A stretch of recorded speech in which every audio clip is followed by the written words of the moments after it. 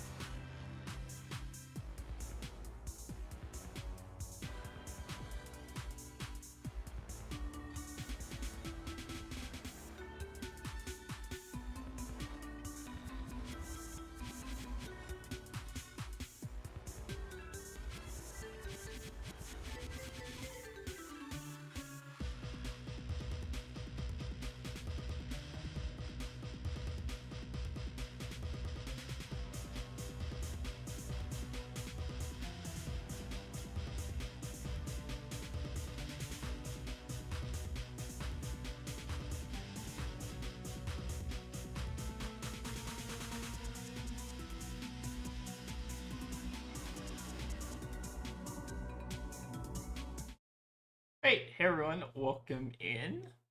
We have an exciting agenda for today, so we're going to be talking all about Marlynn, which I know everyone is very excited about. I also did a little couple improvements to kind of like the streaming setup. So hey Ben, what's up? We're going to be playing your deck list today, which I'm sure you're well aware. Or we're going to be trying to play your deck list again. I'm not Ben Weinfeld. I don't Ben Weinfeld rather. I don't have the same tier 4 skill set that you do, but we're going to be trying to do our best today. But we have 3 deck lists that I want to actually talk about today. So we've actually been seeing some Marlynn'S actually do pretty well, at least in kind of like the higher echelon events, which is nice. Basically the 3 lists I want to talk about today. The first one is obviously going to be Ben's, so let me go and pull that one up. I thought I just had it open. 1 second. Okay, it's this one.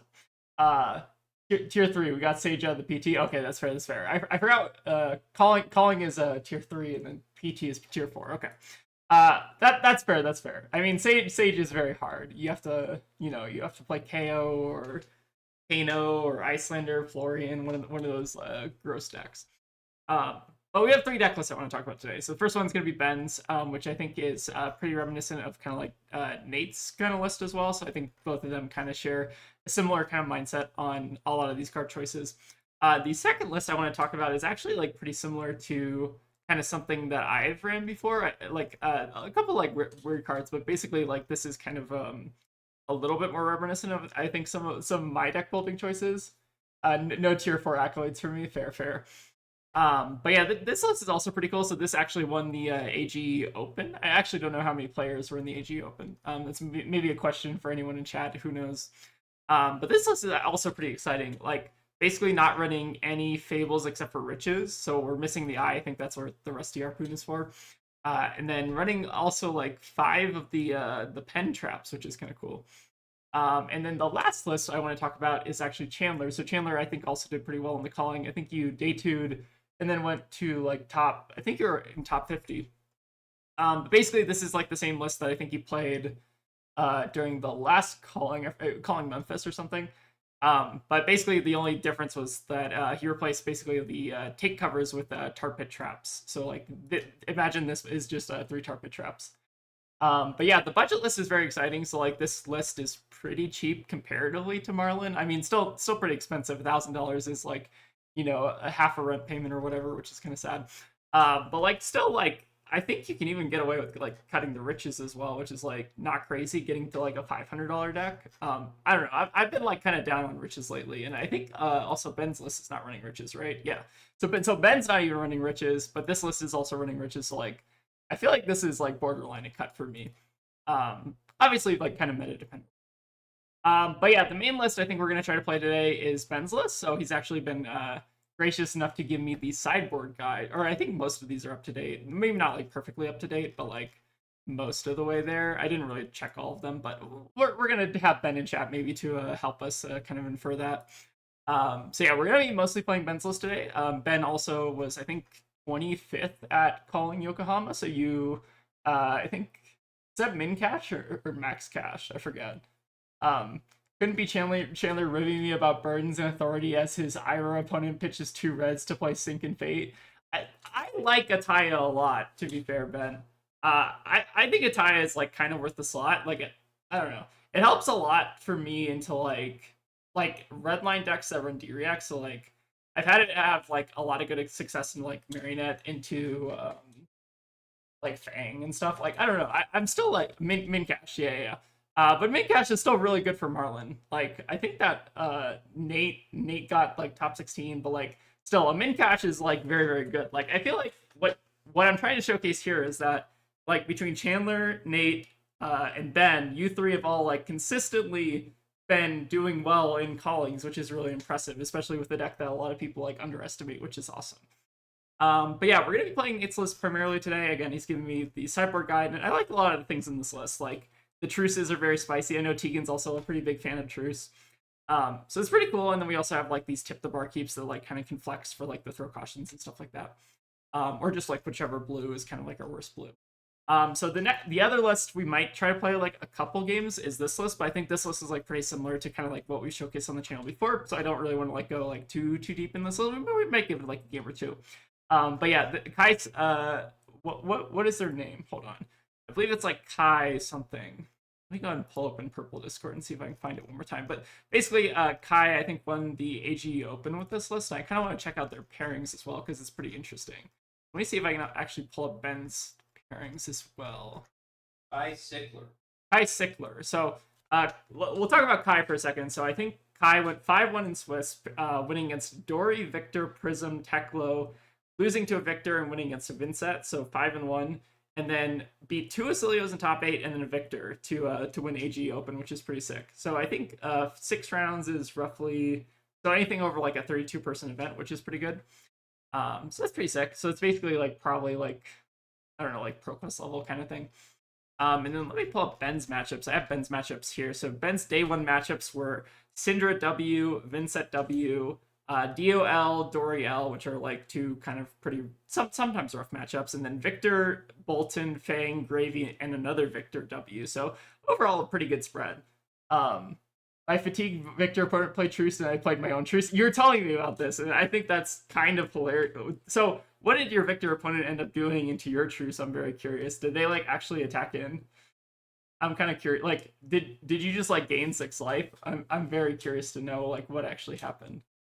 And then I think Chandler also did well. I don't know if Chandler actually posted his matchup spread, but like Chandler's also been doing pretty well with just like the New Horizons build as well, which we've already kind of covered here. I think like the deck list is primarily mostly the same.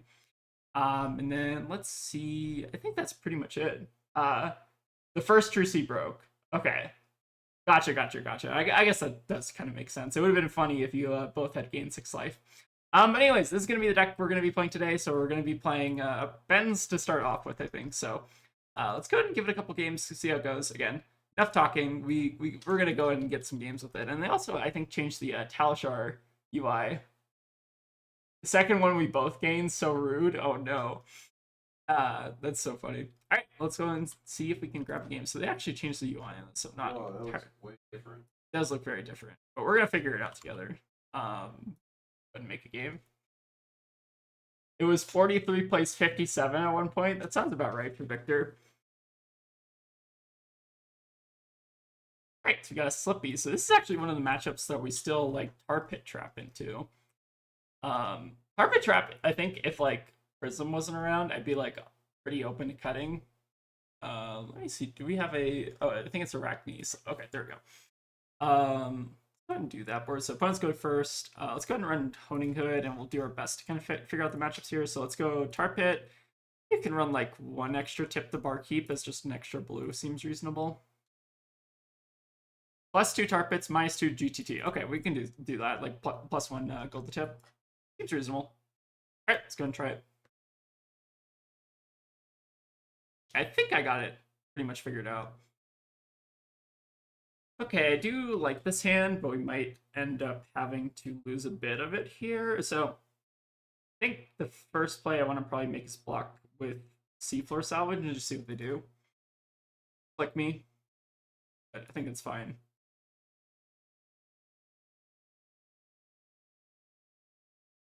Yeah, this is a pretty good opening hand. Okay, so the next card is Whittle from the Bone. Are we fine just letting them clear the mark? I think there's no reason to block this, right?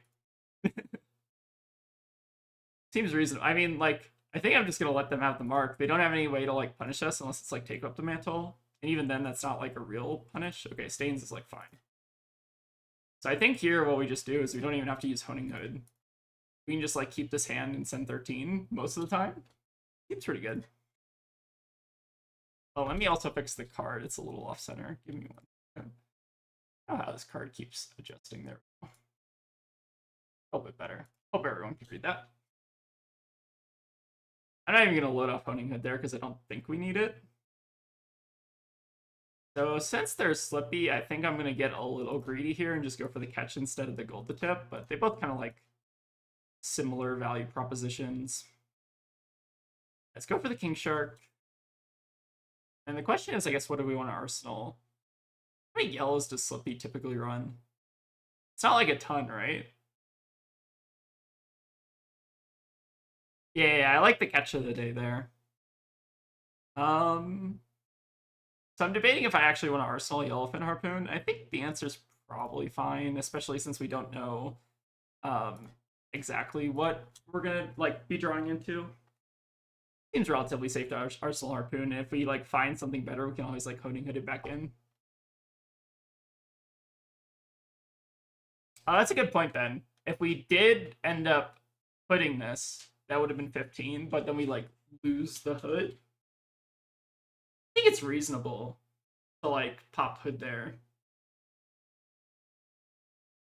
Interesting.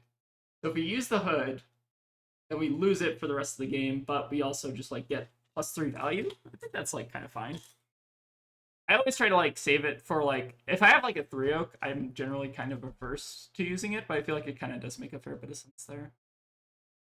And so hopefully this should be ripping their hand apart, but we'll see. Could be running some number of D-Reacts. Oh, double incision. Okay, what are we cooking here? Double incision, take up the mantle. Interesting. They're like a dagger Slippy. The point of hood is to start the game with 5 card. That's always true. Yeah, that's fair. I mostly just also like there is some flexibility I feel like with having like Honing Hood in the sense that like you can bail yourself out of like weird situations with it. Oh, hey, you have a very long username. Hello, how are you doing today?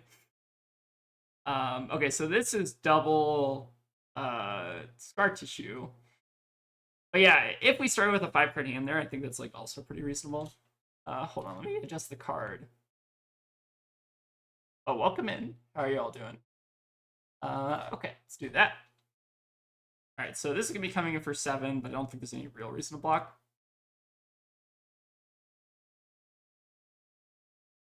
Let's see what the follow-up is. I'm actually like halfway tempted to just like swap this Yellowfin out for the battering bolt. Okay, leave no. It's like also fine. I think we just give up on the trophy shot here and still just send Yellowfin, even though it's like kind of mid. Seems okay. think there's also like some merit to like going for the big game trophy shot arsenal, but the only downside is like we don't currently have any gold, so it's like a little bit worse. And we might as well play around Realty Trap, I guess, by not giving it go again. Kind of an interesting slip through the crack stack. They're not really running like a lot of the attack actions I would necessarily expect. Why are we sorrying though? I don't want to give them Frailty Trap value. They could run it. Possible. We can't really do anything afterwards, right?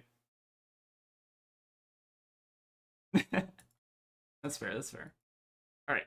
We get the battering bolts, and then they have 2-card hands, so it shouldn't be too scary here. And we also have cheating. Nice.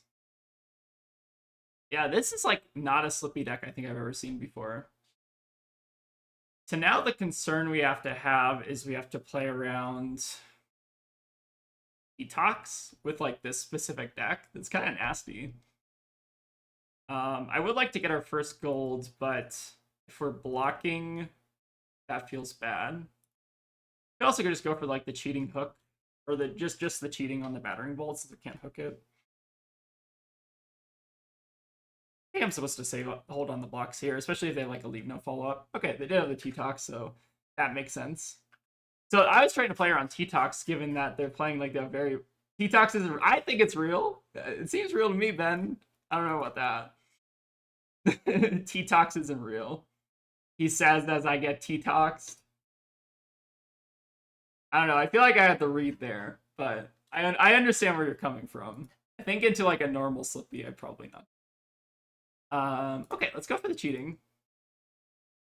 So I think I'm debating between these two arsenals. I probably just want Arsenal port side more than anything. And we can also discard it to the battering bolt, assuming that they do want to block out. Ben says T-Tox isn't real, and I get T-Tox. Unbelievable. That's pretty good timing. Yeah, I like the port side here. I think it's just our best arsenal target. The comedic timing on that was hilarious, Ben. For what it's worth, I don't think that's like a bad play. I just like, I kind of had like a weird fighter sense for T-Tox. I guess it's kind of a pun because they're playing the Slippy or whatever. But I think I kind of felt like they maybe had it. I don't know. All right, we'll see what they got here though. And lots of Diriax in this Slippy list. Seems like a very kind of different list than I'm like normally accustomed to.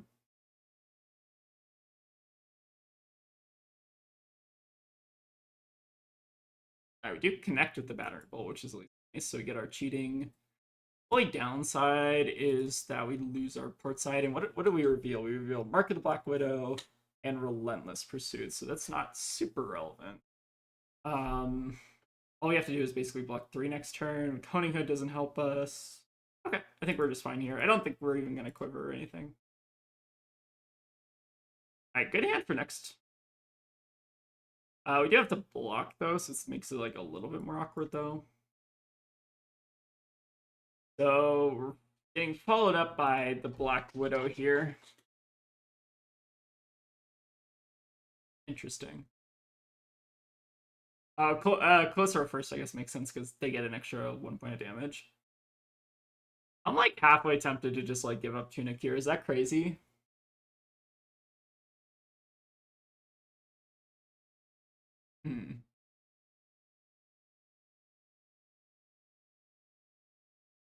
This is like kind of an interesting decision point. Like I almost just want to give them like 3 armor here on the Black Widow, assuming they play it. Yeah, that's my line, Ben. I think I like that line. It's very greedy, but I think I like it. I don't actually know if that is even greedy. Maybe it's like greedy to try to keep the Tunic. Maybe that's the real greed. Let's go for the cheating though. So given that they're more like reaction-y, I don't think I want to hook here. I don't think we hook. We probably got more times to try to use it this game. All right, they'll run out of Diriax hopefully eventually. It might be on like 11 DRX or something like that. It'd be interesting to see their list after this game because it feels like they're just playing like Marionette basically. Maybe that's like the idea is just play Marionette but play the cracks instead. It's kind of funny. It's Arachne doing an Arachne cosplay.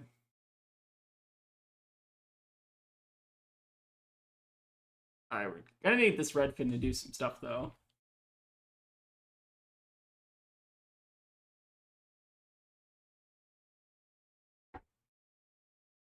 Alright, Mask is kind of scary.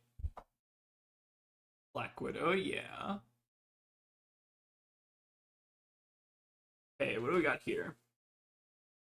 So Saber, T-Tox, cut from the same cloth, Reaper's Call. Interesting. What are we taking here? I feel like it's just the Saber, so we just deny them the card draw. Seems like the most reasonable thing, and then we just accept that we're losing our hand. Seems fine. So we take like they discard. Well, how do they flick? I guess is the question. Yes, I think it's a Saber easy, but I'm just debating like what are they actually doing because they don't have Tunic up. So they have to like pitch the blue, discard. They have to like discard the T-Tox, right? Or they have to discard the cut from the same cloth and keep the T-Tox? Is that what they do? Flick doesn't work. Oh, did they change that? I remember it worked like that at one point. Does it not work like that anymore? Interesting. Oh yeah, I do remember someone telling me about this. Like the Calyssar is a proxy for the Black Widow trigger, so it hits on. It never worked on Dagger. Interesting. Oh, okay. So Black Widow, if they do it on the Dagger, it will not work. Is that my understanding?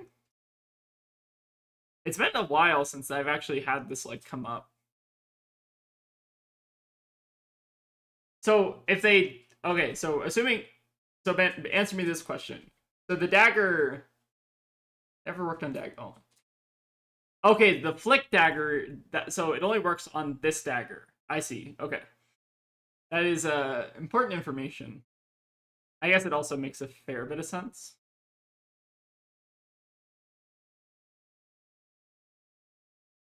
Also just not blocking because I don't think it really matters.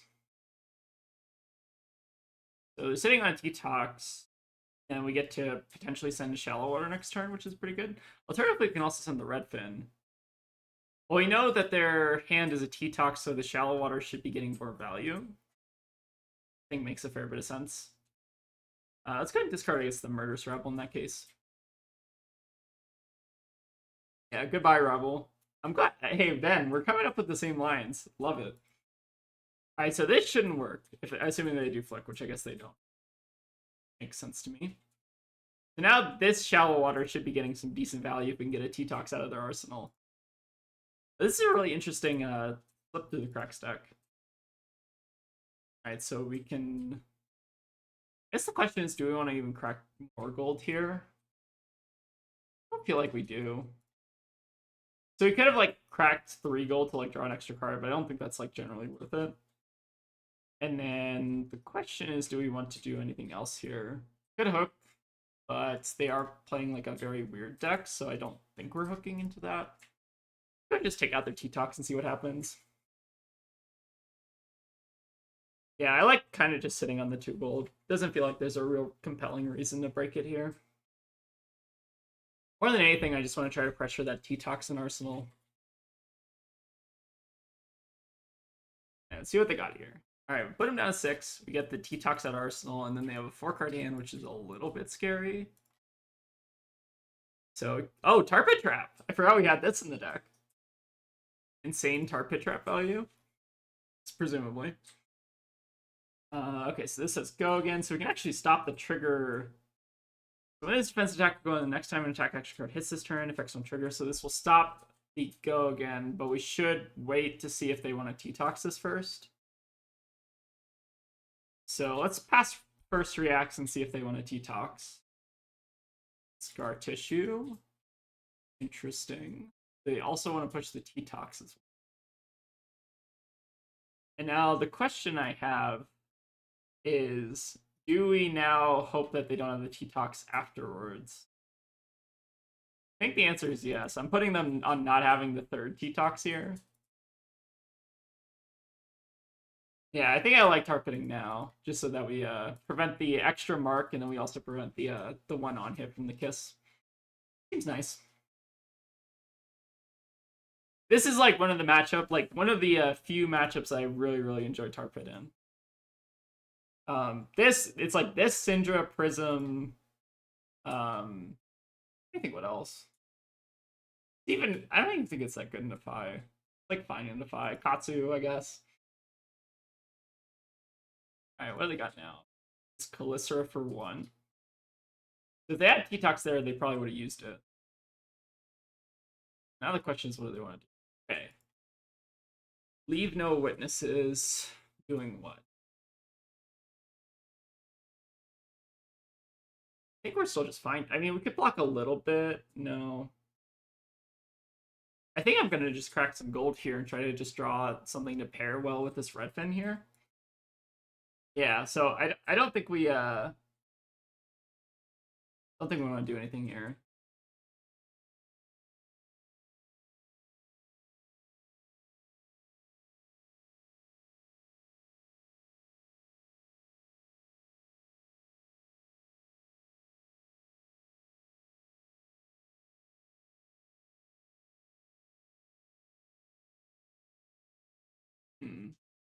This is actually interesting. If they want to pop this and then pull Tunic, send 1, it's kind of interesting.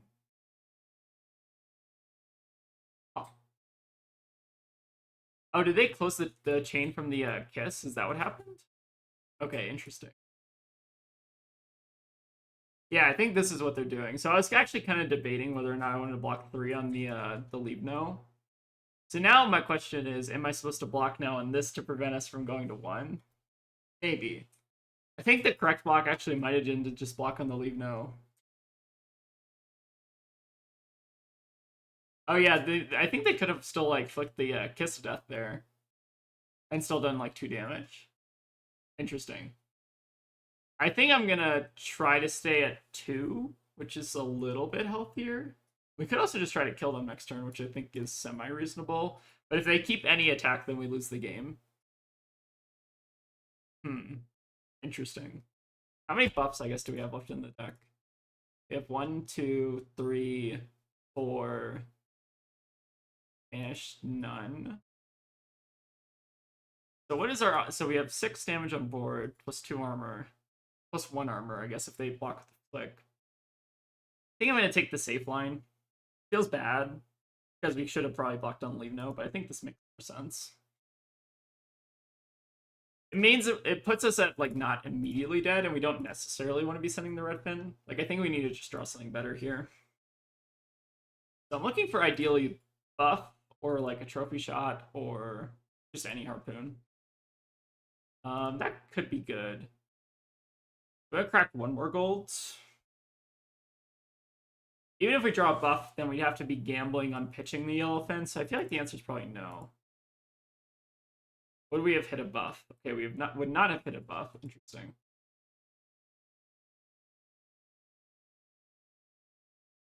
Yeah, so I think Ben, we also goofed. I probably should have definitely put the block on the leave no there.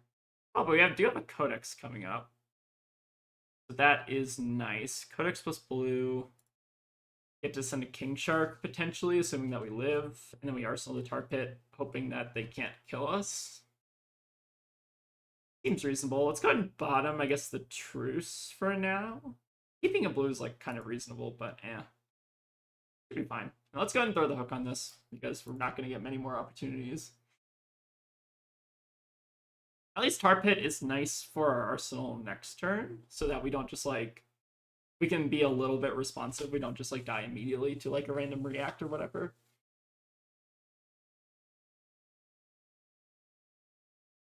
So I basically accidentally took 2 damage, so we should be at, like, 4 here. Which is a little bit safer. If we can snipe a Codex here, that would be, like, best case scenario though.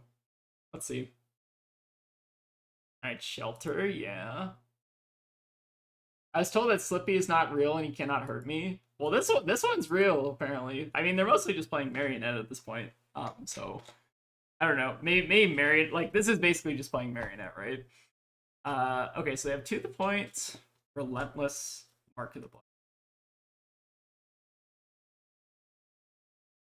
I don't think that means we're dead. We just can't take 1 damage here, is the trick. Actually, we might be still dead. No, we're not dead. So this is To the Point. So To the Point pumps for 3, and then they follow up with the mark. To put us. So we need to figure out a way to block this. So Carpet will put this to 4, which means 1 over, they flick and they kill us. So we need to, I think, throw Caution plus do this and then 3 Oak, bail ourselves out. I think that's the line.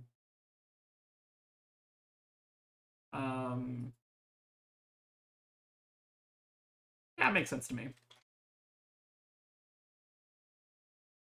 Yeah, this is basically just playing Marionette for all intents and purposes, right? Just kind of funny. All right, so we can then throw Caution this. Doesn't really matter what we hit because we're only blocking 1 anyways.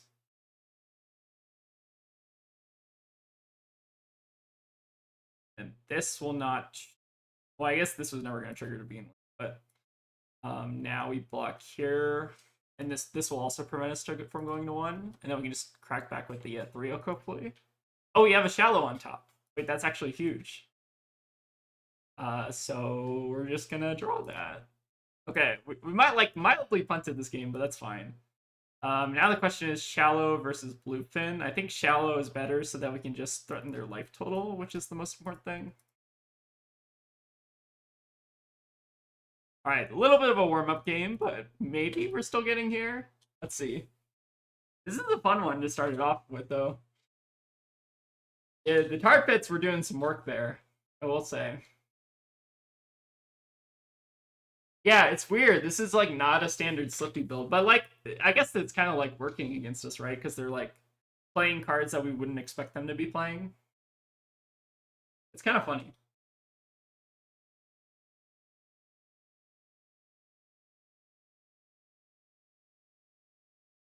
So giving us 2 here means they maybe have like a react on top of this. Okay, they're giving up the flick, which is actually also very. Put them to 1, get a gold. Okay, very exciting. The only issue is we need to be careful we're not dying to random react, which, like, what reacts are they even running? Take up the mantle, I guess. Still have a T-Tox we're overdue for, To the Point. So anything like dagger base we have to be a little bit scared of.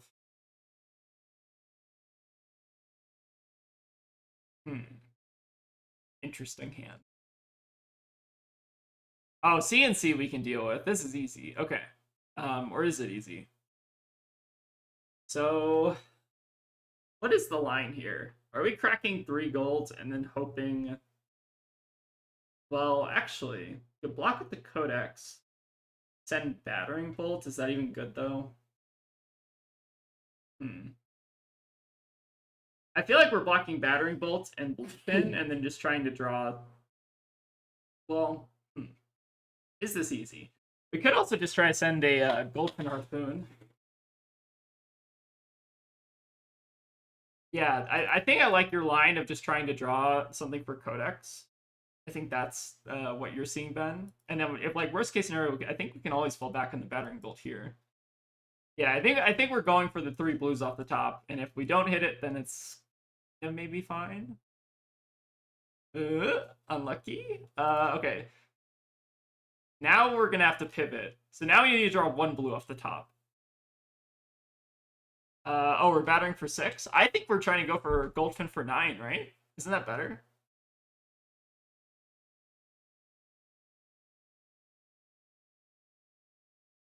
Yeah. I think we're going for the Goldfin line, Ben.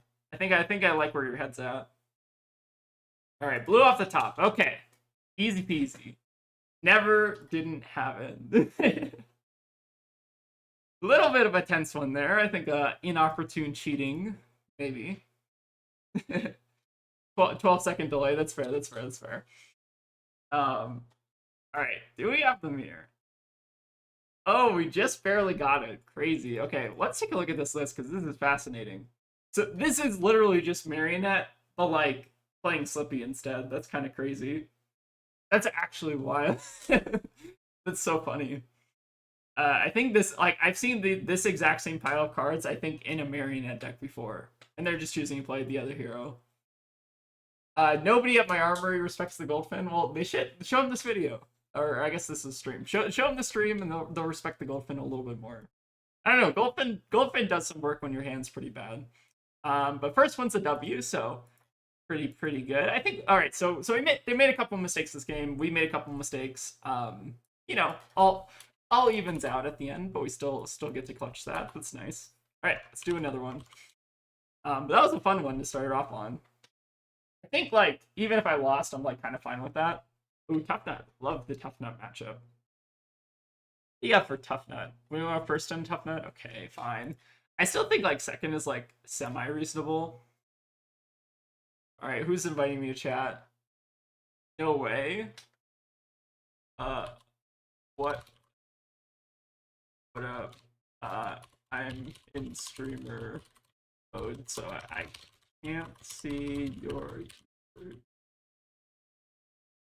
but you're live on stream. All right, I'm gonna put the pressure on them. All right, see you around, Ben. Thanks for stopping by. But I'm gonna put the pressure on them so that they know they're on stream, so that gives us the competitive advantage. And then I think for Tuffnut, do we have a board? No changes? Seems good. All right, let's go ahead and run it. See how it goes. What I've learned from Tuffnut is that you cannot just send 10. They'll find some fuck-ass way to block it. So let me share actually. Oh, hold on. I like messed up my whole screen. Is that better? That might be better. Hold on. Let's see if the card breaks at all. But I was looking at my like recent stats for Tuffnut. For some reason, I've just been playing against a lot of Tuffnut. Just like I think I blame Lupine Fiasco for that mostly. I'm like 10-2 in a Tuffnut, so I think the matchup's still like pretty good for them. Pretty good for us. Yeah, so I don't know. This matchup seems like a little bit of a struggle, and my opponent is also sharing kind of a similar sentiment. Let's go for a big trophy shot here, though. And then probably Arsenal port side here. Oh, we actually probably should have held on to the sunken. That's my bad. This is still, like, fine, though. Discard. I discard here. I guess the Ravel's fine. Probably arsenaling the port side. Saying a little bit of damage.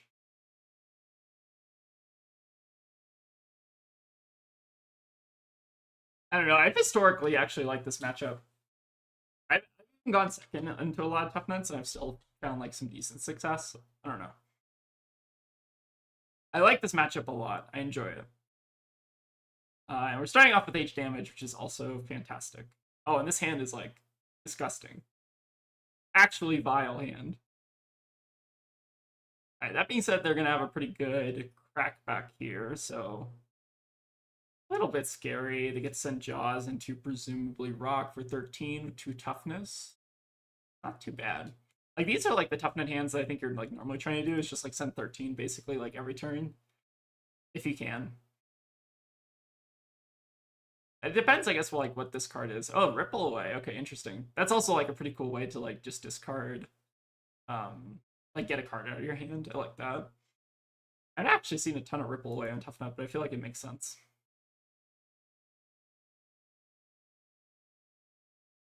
Oh, the 6-block, the Thick Hide Hunter. Yeah, that one's pretty good.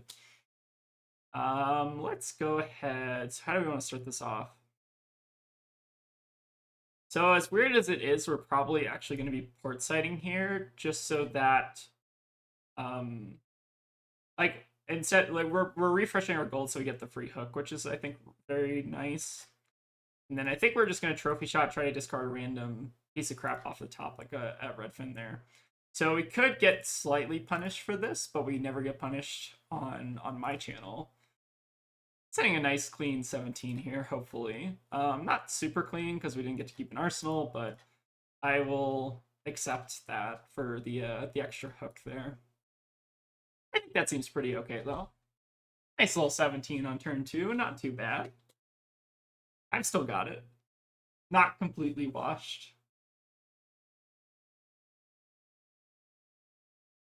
Oh yeah, I did also want to mention, I think Tegan is maybe going to put out a post later tonight asking just for like channel feedback. So if you have any like feedback for the channel of like things you want to see us do like content wise, or also just like things you want us to like change about the channel or anything like that, let us know.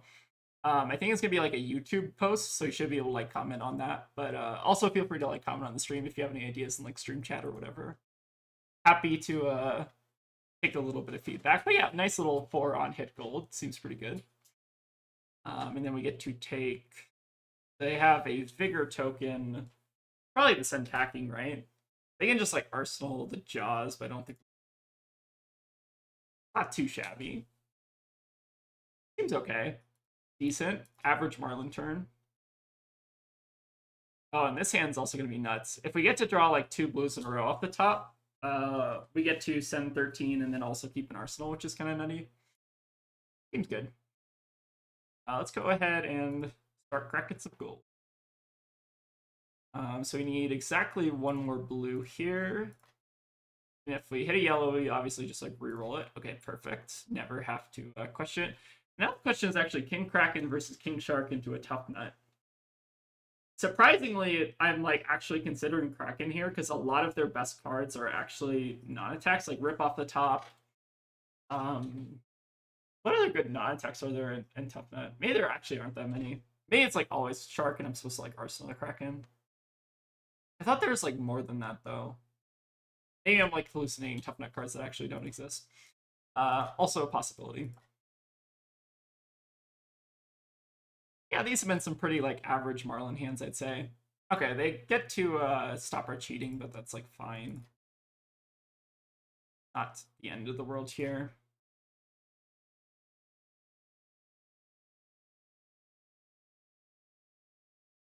Yeah, I think it is always Shark. There are some non-attacks I feel like they have though. We'll take a look after this game and see how many like Tuffnut non-attacks there are. I thought there was like more. Yeah, I have the muscle memory of Sea Brute, Send Shark. Oh, you know what actually was making me think about the Kraken? So there is this like smell fear build of Tuffnut that I think's been running around. I don't know how like real that is, but I've seen it enough on Talishar where that's like actually made me question the Kraken. So maybe that's what I was thinking of. I still get some Rock here off Tunic, but it is nice that we don't have to or they have to like pull the Tunic obviously to do that. And I think here we're just blocking with Whispers, taking 4, go to 23, and then just send Kraken for 10. Seems reasonable. Still sitting on full armor. They still have that Jaws in Arsenal, which is like a little concerning, but they're still like at least a turn or 2 behind, it feels like.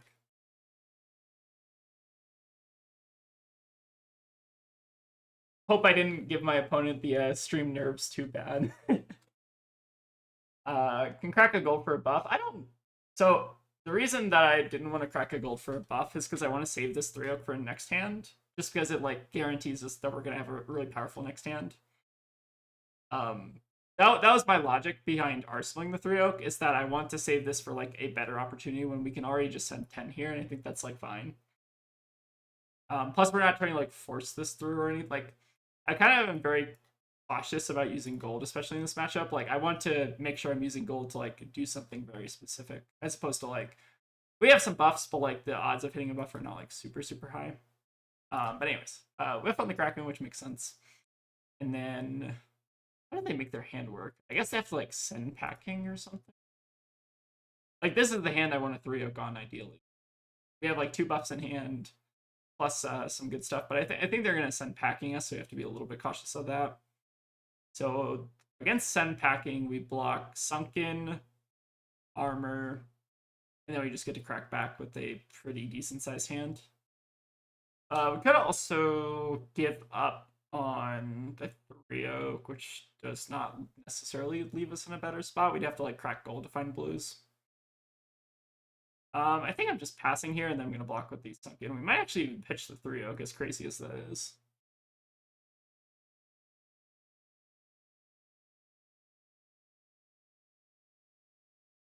Oh, it is send packing for 7, which I guess means we have to like give up now. Not the end of the world. Not too bad. Let's go and turn over, I guess, send packing. Still had a pretty healthy life total here, and we still have 4 gold to sit on. Yeah. Basically, what I'm trying to do by like arsenaling the 3-oak is like saving the value for next turn while we already have like guaranteed value this turn, basically. I think there's like pros and cons to playing it there. Our textless blade break 2 legs, true. Let's go ahead and rip the 3-oak. If we whiff on an arrow, we still got a bunch of opportunities to find one. All right, we whiffed. So let's crack at least 2 gold and see what we find here. All right, catch, not ideal. All right, so we might be gold finning here. Unlucky. I guess we still have like 1 more draw, but I'm not going to like chance losing the like 12 value there. All right, little unfortunate there. I think maybe we were like pretty low to hit arrows or something. Could have just gotten also a little bit unlucky. Always a possibility. I think on average you probably hit like pretty well there, although I haven't been keeping track of like my pitch. Maybe like slightly punished though.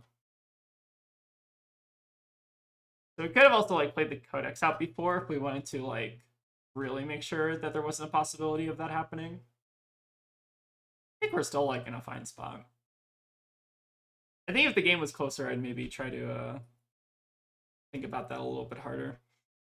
Let's go for the shallow here, and then we should be taking 5, sending 12. Should be pretty close to game here. I guess they can get back like a draws victory or something, but shouldn't be too troublesome.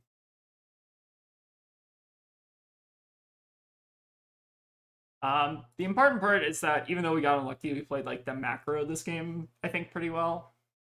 Maybe there is like some merit to just like codexing there though, and like accepting like the value loss on it or something. All right, smash up, revealing reckless swing. Oh, we actually got a toughness. That's pretty sick. All right, let's see if they got anything. All right, we'll give our opponent a GG's. I assume they're probably gonna come stop by the stream at some point. Actually see what their username. Give me a second. Oh, Ridley Prime. Okay, yeah. If you're in chat, Ridley Prime, let us know. But yeah, thanks for the game. I think that is like kind of like a tougher matchup for Tuffnut. Yeah, I think it's just a bad matchup.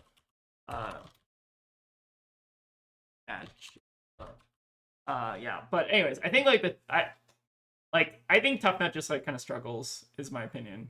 Yeah. But yeah. Anyways, thanks for the game. Let's go ahead and keep grabbing some more games. We might actually switch it up and do Kai's deck list in like maybe like 1 or 2 games. Let's give Ben's list a couple more shots, but I think Ben's list is just real solid. I think Nate also was like Nate and Ben together, I feel like kind of created this list. Like it's very similar kind of between the two of them. All right, playing against the actual marionettes, let's go ahead and choose to go second. So Ben is a little bit of a contrarian on this opinion. I actually like Honing Hood really going second, but Ben likes Crown and Dominion going second. I think there's like pros and cons to each of them. But it is like kind of interesting. I prefer Honing Hood, but Ben prefers Crown just because like they can push a decent amount of damage. All right, now this is a matchup that we do definitely want to practice. So let's do some Victor gaming.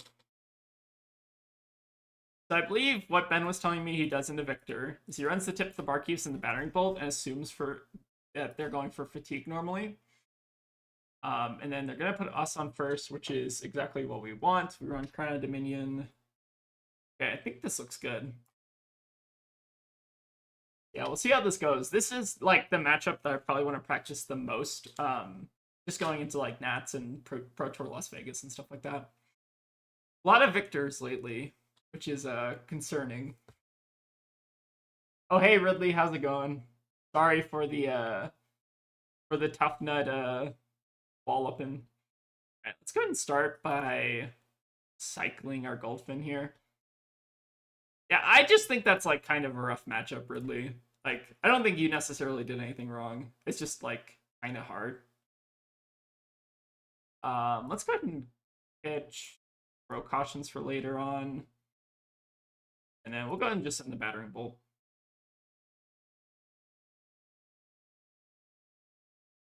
They have like a test of iron grip, it could be like a little scary here, and then we like lose the catch, but like it's not like the end of the world.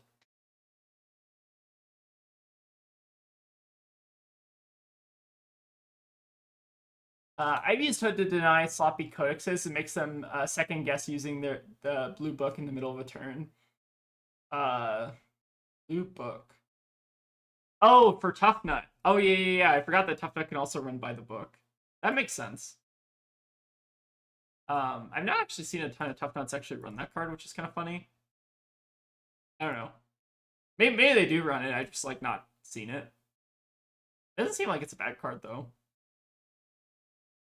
All right, Riches is scary, but at least there's no second. So we're gonna try to disrespect the pummel here. Do we have any actually yellows to turn over? No, we did not just yet. So let's hold on to the bluefin here. The base of the mountain's actually being a little bit awkward. But I think that's fine. I think we just want to like not take damage.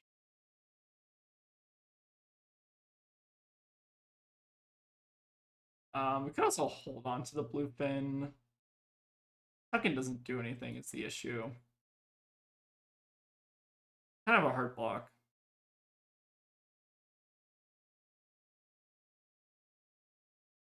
Let's do...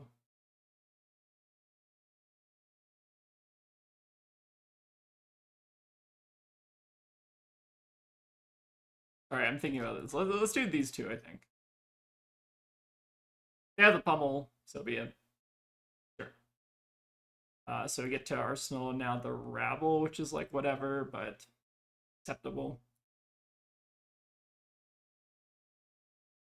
Alright, so we're playing against some more aggro Victor, so we do have to be a little bit, play a bit different as though it were like Fatigue Victor. Yeah, definitely a lot more aggro than I think we're necessarily like sideboarding for. Let's see how this goes. So hopefully, again, they don't have another pummel, which would be like a little concerning. But we're going to keep disrespecting it, hopefully. I guess we'll turn over the CNC just in case.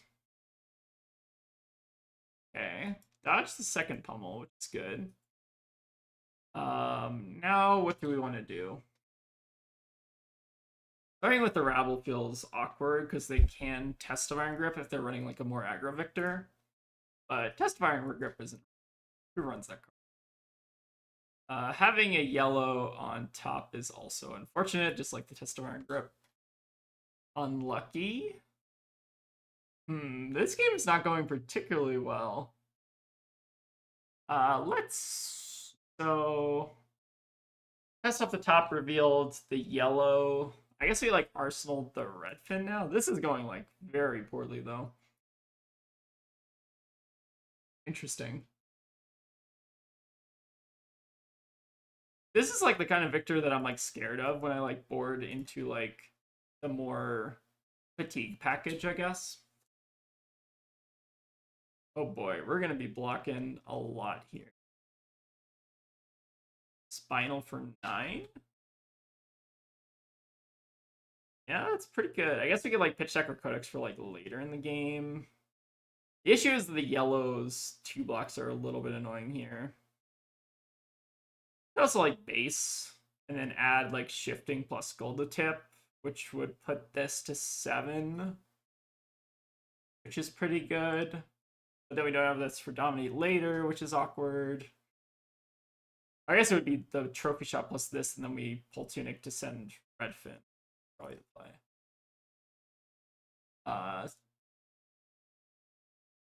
Oh, funny, you can actually like add these and this will buff the base of the mountain. That's kind of funny. Sure. I guess we'll do it this way. So this should be 2 block, right? Alright, I did not know that that was actually a thing. Cool. Interesting. Did anyone in chat actually know that that was like a thing you can do? Is to like put the cards on the chain before basing them out. I don't know why you'd like ever do that, but it's very funny. All right, let's go for 8. So this is the first time we've like attacked all game. I think like maybe the issue is we didn't hold on to the bluefin that one turn. We held on the bluefin, assumed the pummel. Then we get to Arsenal bluefin and send it. Maybe that was just the play. I think I was like trying to be too cute, trying to like save the sunken or something. I think I didn't think that through like all the way. Alright, Command Conqueror is nice to see. Let's see if they have another red. No reds. Okay. Golden Sun, Clash of Bravado, Headbutt. You can do it to play around the hat trick from Prism, I believe. Oh, interesting. It does have applications. That's very funny. I didn't know that. Yeah, I think the mistake I made earlier was probably not arsenaling the bluefin. That's okay, though. Clash of Bravado, they are technically representing Pummel, but they didn't have it last turn, so I don't think they would have it this turn. So option 1 is we block 6 and C4 salvage, turn over a yellow. Not too bad. And then we just Arsenal trophy shot. They've used 1 CNC. Option 2, or I think this is second CNC, right? I think I like turned over one. Did I? Yeah, we're running Ben and Nate, I think, are both running Whispers, which I think is pretty spicy. So I feel like this like insulates us the best against like another pummel. So I think I'm just gonna take a little bit of an off turn here and see if we can punish Victor for like drawing into like their other clash cards. I think that's gonna be my strat here. Because I don't really love just like sending Goldfin for like, I don't know, feels like low value. It's like fine though still. The Guardian mantra, every time you think they have it, they don't. Every time you think they don't have it, they do. Yeah, it's true. Alright, we finally drew our good card at least. Just need another like not disruptive turn. Alright, the first visit is also online, which is concerning. Alright, we just need like vanilla damage here. That is technically vanilla damage. But I'm not excited about it. Unlucky. What deck count is considered fat enough? I think like most of the time we're going like 65 in most matchups. I think against the only difference is maybe against Huntsman we go to like 66. I actually don't know what Ben ends up doing against Huntsman. We can actually check. Let's see. What is Ben doing in the Huntsman?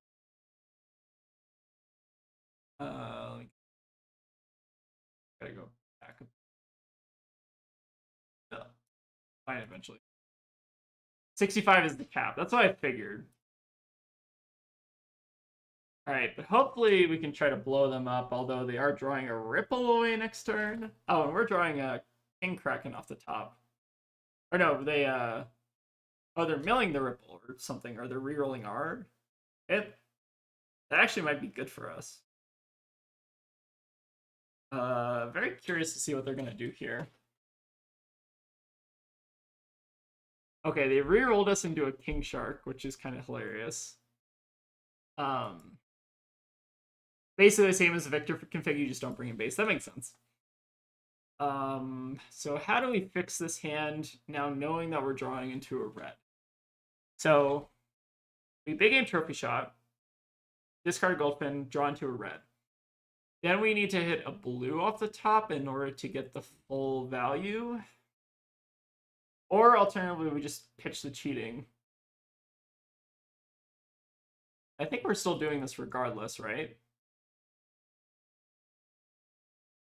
It is a bit awkward, though. If we don't find the blue, then we're still back to square one on the cheating. I know we need to draw blue. All right, so we're always loading this, I guess. And then the question is, do we want to pitch the cheating or play the cheating? It's actually kind of unlikely that they can block it if they're playing like a more aggro Victor. Judge, my opponent is checking what other people's deck lists as a defense reaction. I guess that's fair. No, the real cheating would be playing throw caution, seeing what's on top, and then undoing it. That's the cheating strat. I think we have to go for it, right? I think we're kind of behind this game, especially with the 7 mites, so I think we need to go for a blue. If we didn't hit the blue and we hit like a yellow, we still have the fail state of like pitching the cheating anyways. Alright, I think we're kind of going for broke here. So they have 4 armor on board, plus the quick dodge, so that makes it 6, plus 7 here. Cutting for 17, so they would need 2 block cards in hand in order to block this plus another card. I'm hooking this because I'm a little bit greedy here. I think I'm putting them on the fact that they can't block it. They do also have the balance for what it's worth, but I think we have to get a little aggressive here. If they block it, I think they're probably winning this anyways. Yeah, I think this is a fuck it we ball moment. If they can figure out how to block 17, I think they're winning this game anyways. Like I think they need like 2 reacts here, or 2 react / blocks here basically. And if they have that, then they get to cover. Oh, they did have the ripple, which I probably should have thought about. Yeah, I probably should have thought about the ripple. That's fine though. I think based on them blocking with this, they have the second one. I forgot the ripple was on top. That's my bad. All right, we have a Wilson though, and that's gonna be good enough at least. All right. So that was a me not paying attention one, but Wilson's here. Hello, Wilson. It was his birthday earlier. All right. Oh wait, no, we stole a gold. Actually, wait, this is actually fine. Right, we don't lose hook because we stole a gold. We didn't make a gold. Sorry, what did they even reveal?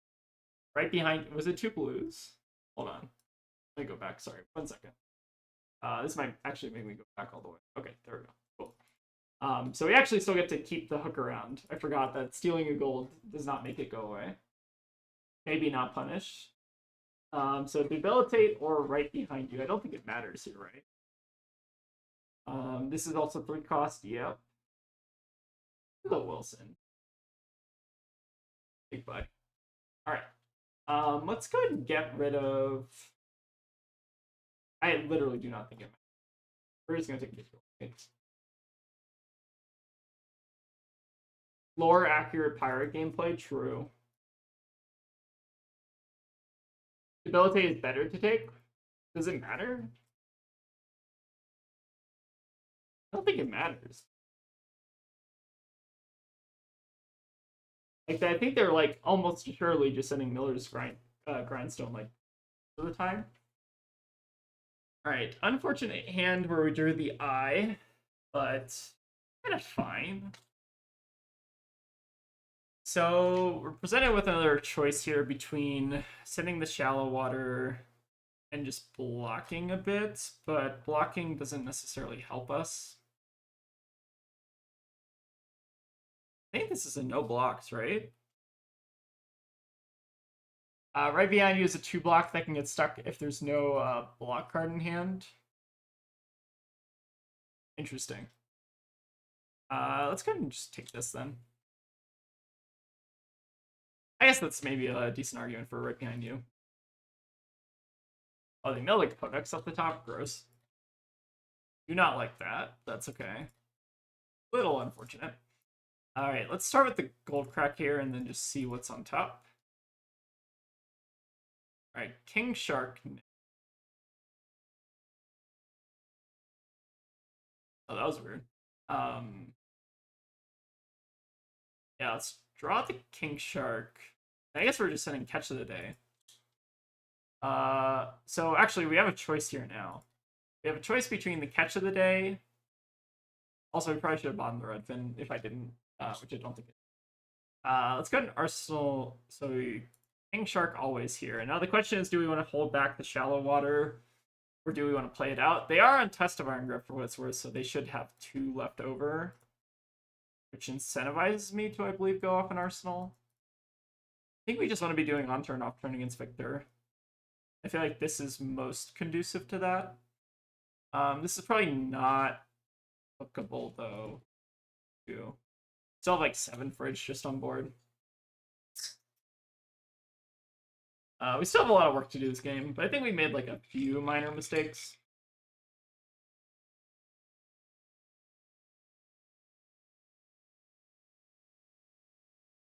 You still get the red fin after, right? So you can just pitch the shallow shark. I think that's assuming we make gold is the only issue. So we are going to no gold, which is like a little painful. And if we don't have gold, then this gets like, then we have to take an off turn, then like arsenal the red fin. That becomes a bit worse.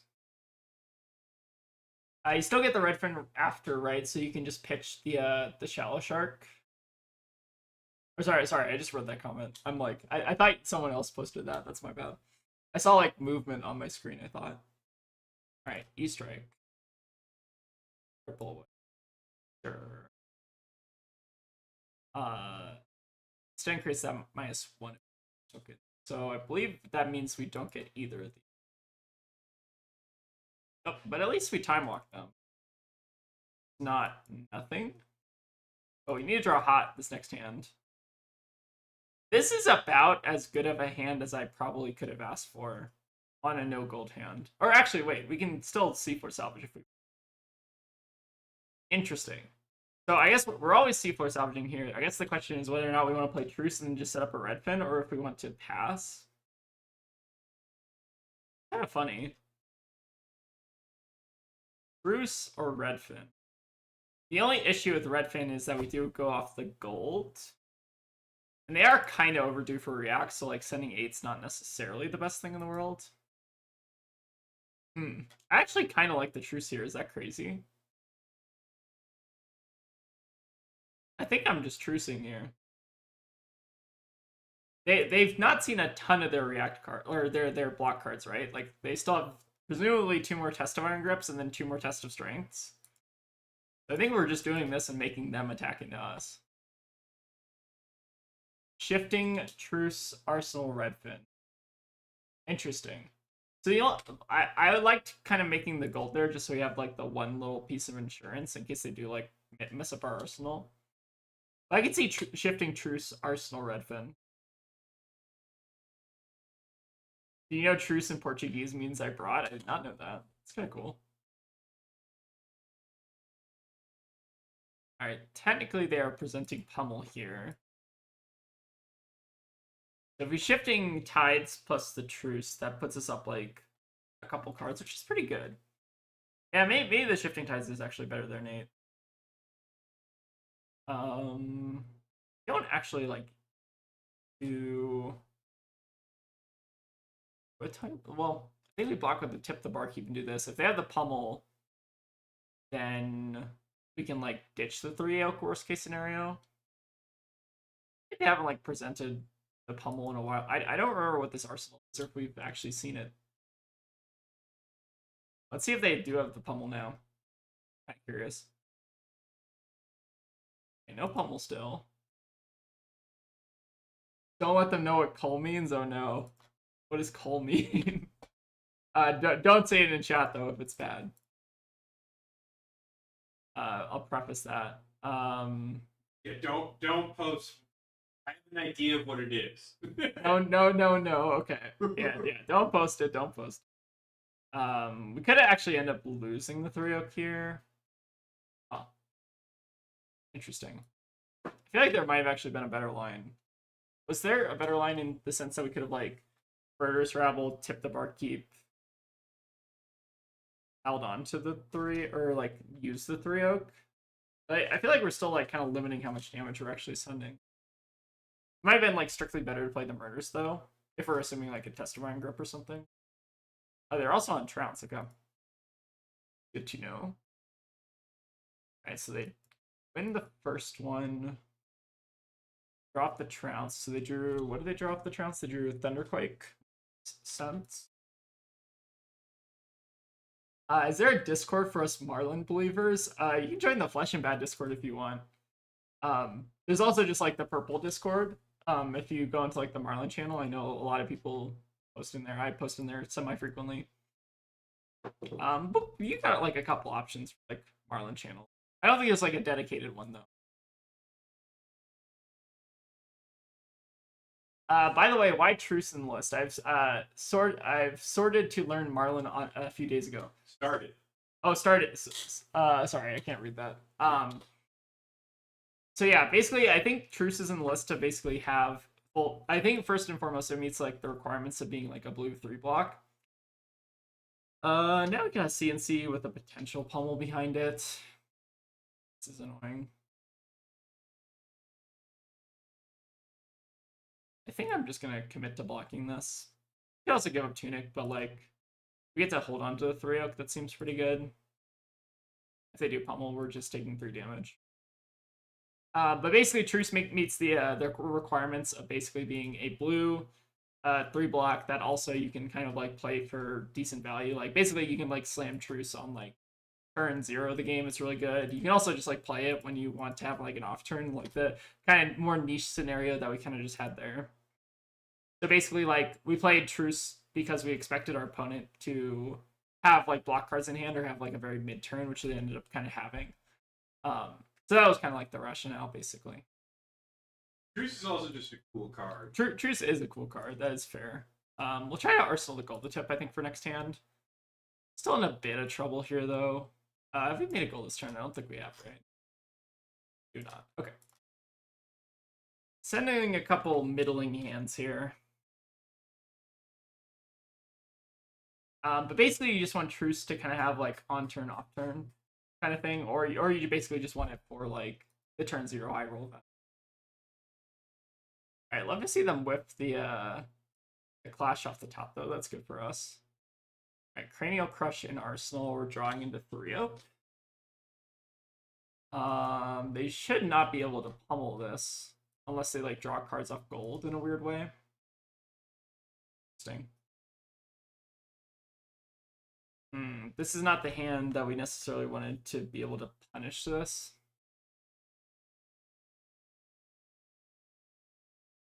So the issue with this hand is if we want to go for the Codex of Frailty, we have to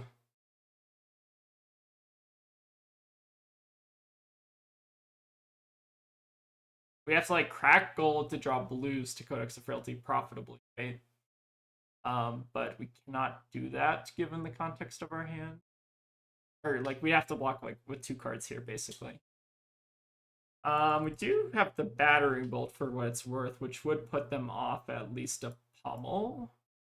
So like maybe the block is just to do this, pitch the shallow water, send 9. I don't think that's that bad. Oh, check chat. Oh, yo, I'm the AG Marlin from this weekend. It's funny you saw my list and said it was similar to what you've been running, and the reason for that is I watch all your videos and usually leave a comment. Oh, thank you, Chillac. I appreciate that. I actually, sorry, I didn't actually make the connection between your username and the list, but that's so cool. Thank you. But yeah, I think you had some like unique innovations in that list, which is kind of cool. We'll kind of maybe go back to it, like the Courageous Crossing and the Rusty Harpoon. I feel like those are actually kind of like meta wise pretty interesting. But we're gonna talk about your list, I think, after this. So yeah, this is not a clean Codex turn. But I think we're just gonna be sending a battering bolt here and hoping for the best. It's kind of my idea here. All right, so let's go ahead and do our pretty mid Codex turn. And we've not been having our Codexes lined up particularly well this game. Send 9 here, at least keep them off a pummel. Just semi-relevant. But yeah, Chillac, congrats on the AGE run. That was pretty cool. Is that like streamed anywhere or anything? I didn't see it on the like the AGE channel, but maybe they like recorded or something. Yeah, I do love the big middle finger to Dory with Courageous Crossing. What does Courageous Crossing do? So it creates a courage token under target hero's control, and then when this defends an attack with more power than its base, remove a counter from target permanent. You can remove a counter from like Dawnblade, basically. Oh, that's pretty sick. Yeah, it is pretty sick. It's not a card I've actually like played around with, but I conceptually know what it's there for. It could also end up getting better into like Bolton or Hala if those end up seeing a lot more play. Ooh, that's gonna be a nice ponder there. Still in a bit of trouble here, though.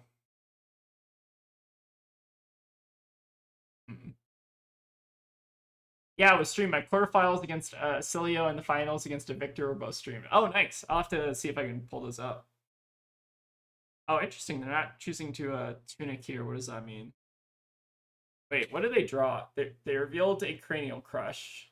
They drew the Cranial Crush. They had blue, one unknown card in here, hand plus a Vigor token. That's concerning, given that we're probably expecting another pummel here. And especially since they wanted like full cover. Quickening Sand is a turn ender for gravy. Sometimes it's very. What is Quickening Sand? Hold on. Quickening Sand? I've never heard of this card. I know it is. I just forget what it is. It does something. Oh, tap target hero or ally. Fascinating. Interesting. Okay, visit the Gold State. So they might not have actually had the pummel there. Or now they at least can't have it. Alright, so we're coming in for 8. And then I think we're just trying to maximize our life total here. We're unfortunately going to have to probably pitch a 3-oak here, but I don't really see a way around that. 7 mites is obviously concerning. But yeah, guess we got to go for it.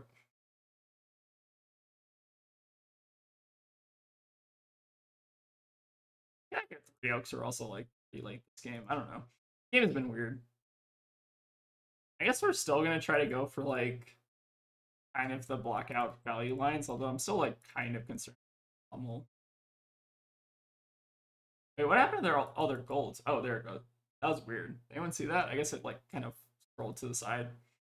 All right, how many block cards have we seen? We've seen 3 test of strength, missing a test of iron, 2 test of iron grips, and then 2 trounces. So we're almost out. I feel like could start getting greedy with a hook. Maybe we need to. They draw a card. 2 armor here. I think we need a bank on them not drawing another react here. I'm gonna get greedy with the hook here. If we get punished, I think I probably deserve it. Alright, let's take a look. Steal their gold. Does King Kraken show us just a spinal or a debilitate? So most likely just a big spinal coming at us next turn.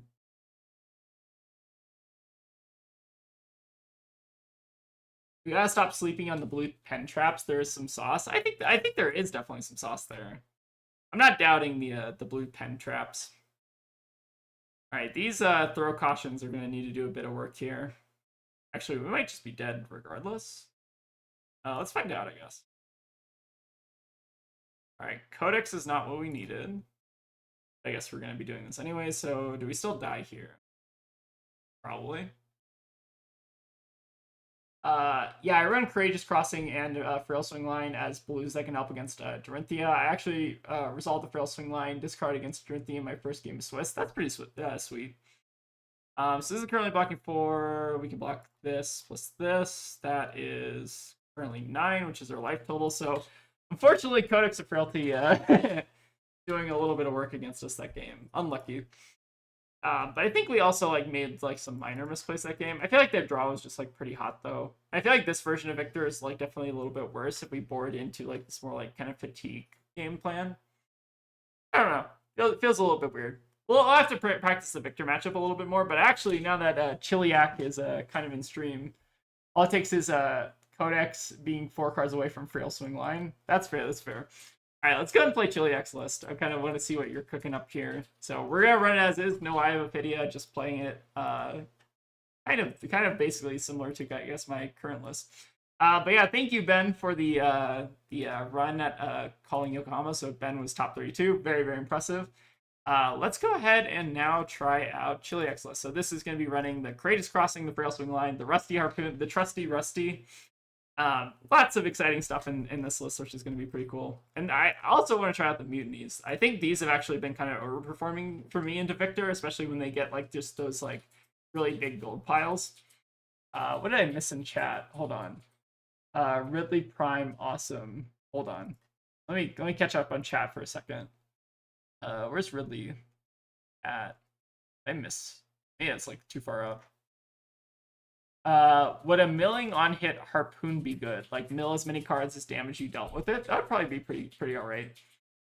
Oh, I swapped to dig in and paired into Valda. Worked out. Nice, nice.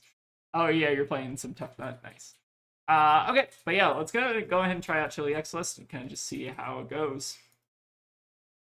I do like a lot of the ideas in this list, though. I think it's very solid. Like pretty similar to actually what I think I've been kind of cooking up on the side. And maybe also just like kind of a playstyle difference, but I feel like the mutinies have been pretty good as like specific Victor tech. But yeah, I feel like a milling harpoon would be kind of awesome. Oh, yeah, to learn, let me go ahead and post all these lists in the chat. So let's start with Ben's list. Let me actually leave the lobby real quick, even though that's a Ben set. So Ben's list is this one. Sorry, I did it on a separate message. Copy. All right, so that's Ben's list, and then Kai's list is this one. So Kai's list, this one, and then the last list is Chandler's list. So Chandler Toe, he is basically running the New Horizons Marlin, which I think is like a very different style that he really enjoys. But the only caveat with this list is instead of the take covers, he basically swapped these for tar pit traps. So imagine instead of take cover here, it's 3 tar pit if you want to just change the deck list yourself. But this is Chandler's. Copy that. Hopefully that's all 3 different links, if I'm not mistaken. Okay, cool. Looks like it maybe is. All right, but yeah, now let's go ahead and grab some games with Kai's list and kind of just see how it goes.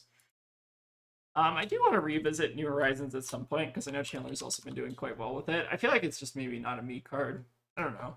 It's surprising how close that card is to being like very similar to Crown of Dominion in terms of like value proposition. But yeah, thank you to Ben, Kai, and Chandler for all your cool Marlin lists that we get to try out on stream. Y'all have been cooking some good stuff. Ooh, Riptide. This matchup I think sucks. What do we want to do into Riptide? I feel like I tried to treat this as more of a tempo matchup, even though it's like a bit more fatiguey. Let's go second. Let's bring in the Honing Hood, and then Mutiny's probably not good. Let's bring in the King Sharks. Battering Bolt seems like acceptable. Nah, I think I'm just gonna run in something like this. Carpet's not great. I don't think Battering's that great. Battering's like fine as maybe a 2 of if we're expecting fatigue. Maybe we're just doing like a 65 like this, assuming that we're gonna try to pair into a fatigue Riptide. I think is reasonable. Try it like this. All right, so it looks like they're more red, maybe. They're on red spine, which is interesting.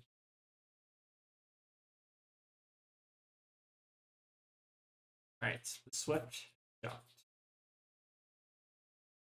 I think we're just going to give them the Sunken here and then see what their follow-up is. Might have to end up blocking with the cheating at some point this turn.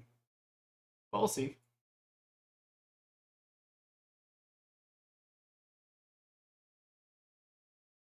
Okay, Seek and Destroy, also scary. Onto the Drill Shot. Okay. So what this is signaling to me is that I can maybe afford to be a bit more aggro into this. That being said, the Fat deck is a bit concerning. So the only question is whether or not I want to take the inertia. I guess we should always like just do this probably. And then just like hold on to the 3 oak. That seems reasonable. But definitely an interesting start that they got there. So we're going to try to win by aggression, I think is going to be our strat here. Seek and Destroy feels real bad into fatigue. Seems like okay. Oh, lots of buffs up the top, which is either good or bad. It could be actually end up being kind of okay for next turn, but let's go ahead and start with the King Shark here. Wait, where are they trenching? They have like Oasis or something? Interesting. Huh. I am puzzled. It's sink below, sure. Maybe they just want to get rid of their arsenal, which is also like fine. Huh. I don't know. Seek and destroy pre-med. Yep, seems pretty good. And we will go ahead and just arsenal our 3 oak here. Hmm. And I feel like needs a little bit of help here. Could also just end up blocking with everything, but I don't love that. Ups to 9. That's pretty good. So we give them the courageous crossing. Yeah, Jacob, we're playing some Marlynn. It's been fun. I think I'm just supposed to like take the L on this one and just give them 9 and then just YOLO off the 3 oak. I feel like giving them Seek and Destroy and pre-med when they're like fat decking is like pretty rough for us. I'll remove a counter from your Red Spine Manta, I suppose. What's the idea behind Honing Hood if you don't end up getting an Arsenal turn 0? So we can actually still kind of use the Honing Hood here, which is what I'm going to try to demonstrate. But basically, like, since we already had 3 oak in the opener, I'm like more averse to using the Honing Hood since we already have like a guaranteed way to load, basically. But you can also do some kind of funny tricks, like if we draw into a Codex here, we can basically like put the Codex in our arsenal, activate Hammerhead, and then like send Harpoon where we otherwise like wouldn't be able to do that. But that's it. So Ben was actually kind of telling me like we're talking in chat about this basically about how he would have maybe like popped Honing Hood just to arsenal the 3 oak turn 0. I'm actually a little bit more cautious with it, and I like the flexibility of it in case we like do end up having to use it as like a load trigger. It's basically like a gold that you like don't have to think about, kind of. But yeah, let's go ahead and start with just sending 8 here. So if they're more aggro Riptide, this is more likely to hit than not, assuming that they don't draw like a hand that has a bunch of like traps in it. Yeah, we got Endless Arrow, Lace with Inertia, and a Raff. So I feel like it's always Endless Arrow here, right? Almost assuredly. Seems to make the most amount of sense. But yeah, basically, I like the flexibility of having it as a load, and I also like if I have a 3 oak in my opener, I like the flexibility of having it as a load. And I also like the flexibility of just like basically just like fixing 3 oaks is also kind of useful. All right, so we know they have a Lace with Inertia and Arsenal, Falcon Wing on top. So the King Shark should be pretty good next turn. Oh, we have the Thrail Swingline value, but they don't have cards in hand, unfortunately. Very smart of them to actually load the Lace with Inertia there. I guess it's like not even good if we do that though. I don't know. It's like fine. But that's like how I typically think about Honing Hood is like if I already have a guaranteed way to load like 3 oak on turn 1, I'm generally not using it because I want to keep it around as like basically a gold that like my opponent can't really interact with. I could also end up actually just using it here.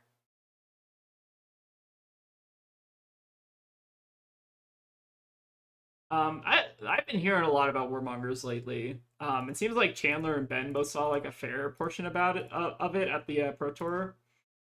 So I feel like it's like kind of on the rise, maybe. I don't know. Oh yeah, I've heard about it in Prism too. It's like not completely unreasonable. Alright, coming in for a nice little clean 13 here. So our opponent like fat decked us, but like it didn't end up really mattering because they're kind of just dying to like damage. Alright, we're always taking the Endless here 1,000,000%. This is going pretty well for a Riptide game, I'd say. That being said, they are going to be sending like 12 at us or whatever. Fine. We have actually a pretty good turn lined up for us, though. Like, they're going to be getting like an Arsenal and they give us Inertia, but we can stack the triggers in such a way where we get to order it. And I think we're just keeping the full hand here. Like, we get to play out Shifting, Codex, do all the things. No reason to block.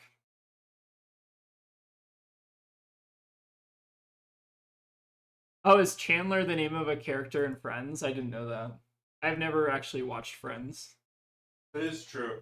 Is it Tegan confirmed that's true? Tegan's a Friends watcher apparently. No, I'm not. This is just like a well-known thing. Okay, I didn't know that. That's on me. I don't think I've seen more than 2 episodes of that show. I'm also a Zoomer, so I don't know any of those TV shows. Yeah, you only Fortnite. Yeah, I only watch Fortnite and You only Labubu. watch Fortnite and Labubu comps. Yeah. All right. Pretty nice codex here to dodge the inertias though. Grab the King Shark, and then no real reason to hook this. Pretty hot series of draws though.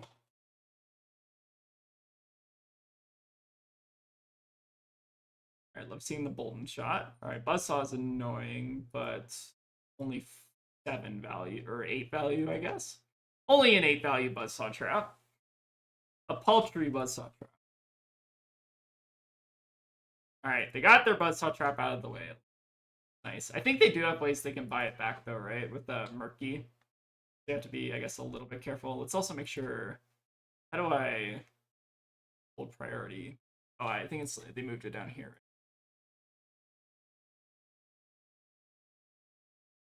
Right, so we order our triggers. So we want the. Am I doing this right? I think this is right, right?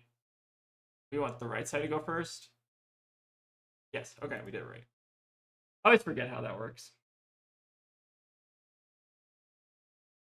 All right. Unfortunately, our frail swing line is also probably not going to be doing much work here. It's fine. I know we want the inertia first. I just forget like what Palishar, like, is it left or right that the inertia? I guess I think there was a reminder there. Maybe I just forgot about it. We have catch of the day plus the inertia. I think we're probably supposed to give them a little bit of block value here, especially since we have the shifting tides popping. Let's maybe give them the throw caution on top of this. Is my actually? Let's see if they can. Let's maybe undo and throw caution first. Actually, see what we're hitting. Probably the smarter play. It's easier to do that in paper. I made that YouTube post. Oh, cool.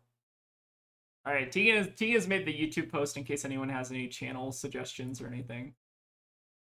Don't suggest like, oh, delete the channel. Yeah, well, you can't. You can suggest that, but we just won't do it. Yeah, we're not gonna do. And block. You have like fine to block out the inertia here. Is that crazy? That seems reasonable. See what they got. If they have like Gogan or something, probably don't care. Fortunately, the frail swing lines have been like almost live, but not quite. A little bit sad. Let's try to draw. Blue and yellow are both acceptable fail states here. Sure. Get to send now the shallow. This is coming in for 11. Not too bad. Did we get to see what their arsenal was? I forget. Maybe not. I think we're maybe sitting on unknown arsenal. Return fire. Oh. They maybe went to stretch first. Maybe makes a bit of sense. See what they got here. Return fire.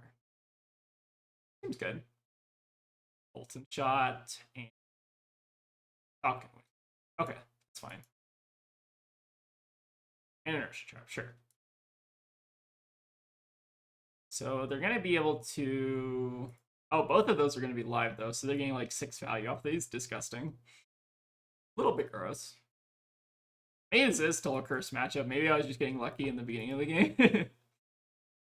Oh boy, and this hand is not. Maybe just folding this hand. I guess we can like Arsenal Kraken maybe. Could also just send the battering bolts, like pitching the gold, load the Kraken, not buff. That's kind of sad. I feel like we're supposed to be taking the L on this hand. I don't think that's crazy. We should start drawing some traps eventually, right?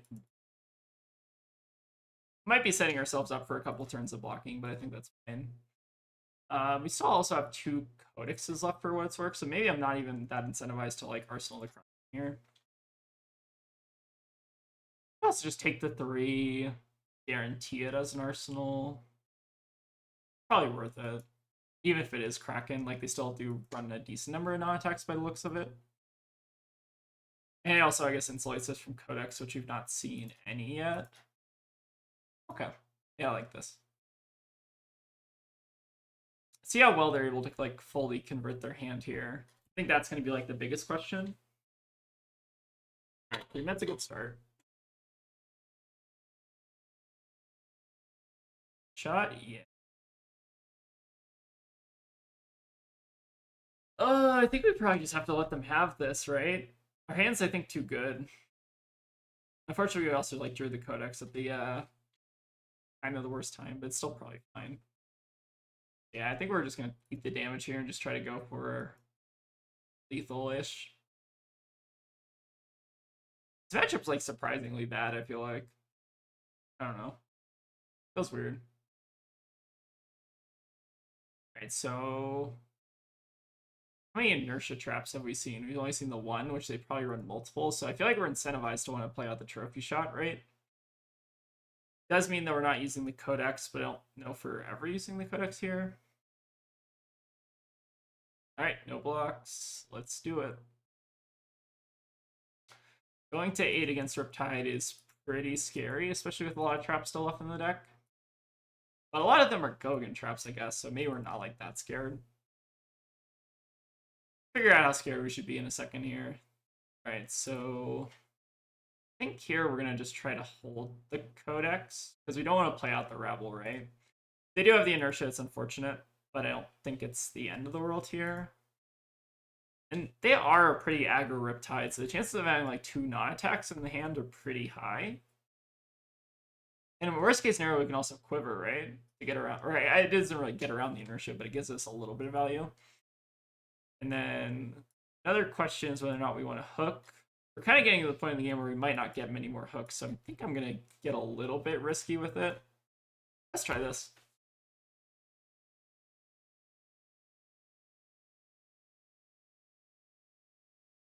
Aren't these Riptide lists these days fully redline 0-cost arrows? There's almost no meaningful disruption there. So I guess what I'm like mostly concerned about is like them having a bunch of like block cards or D-Reacts in hand or something like that. I don't know.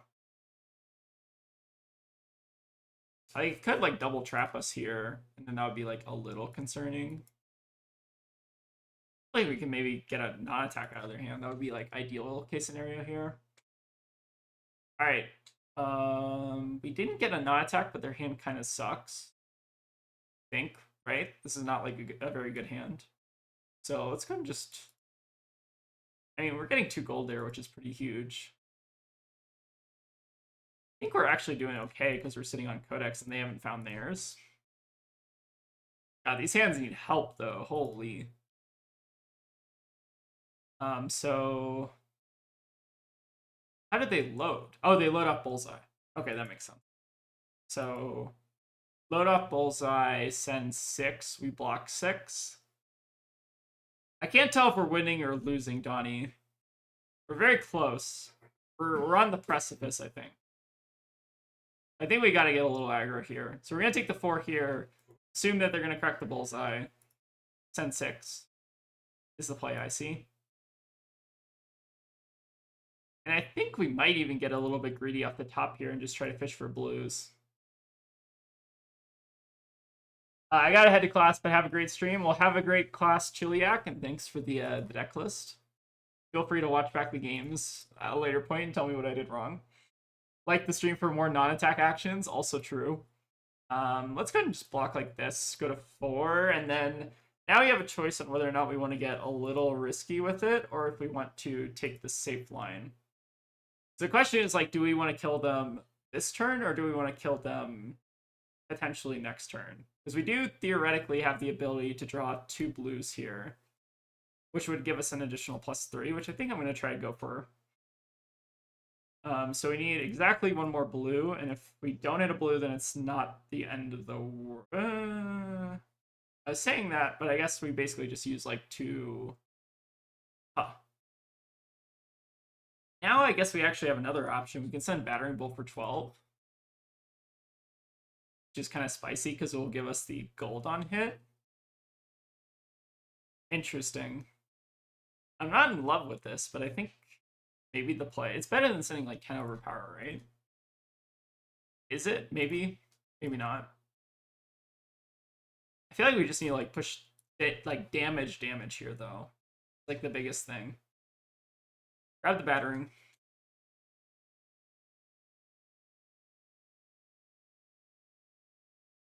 So assuming that they don't have anything that like, what do they grab back here actually? They grab back Endless Arrow, discard Seek and Destroy. I guess the question is like, how do they actually block this? They need like four blocks or something. We already used the Buzzsaw Trap. We're getting around Inertia Trap by doing this.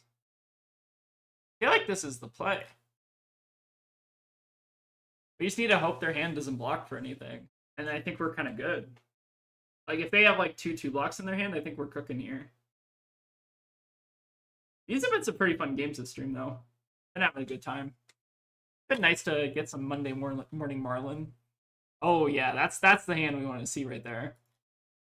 Two blocks and then just like a random searing shot or whatever. Like you can still die from this position because they have Riptide traps, but like I feel like the traps that actually trigger against us are like pretty few. Like they have to have like inertia trap or like the ones that are like greater than power, or like the one you have to like pay 1 for. Ooh, do we want the Trusty Rusty in Arsenal? Can we do better than a Trusty Rusty? I feel like we can do better. No, we can do better.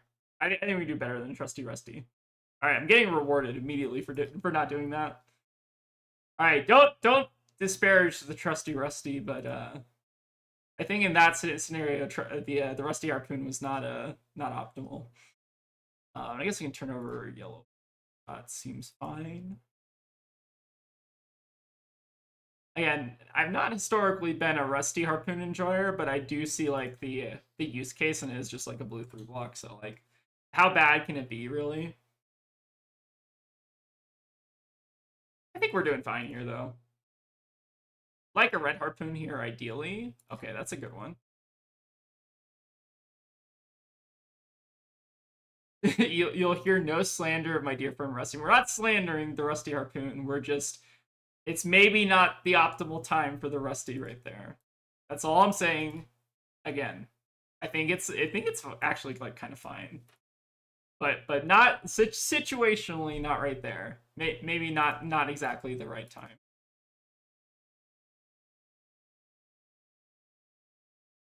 All right, we got him.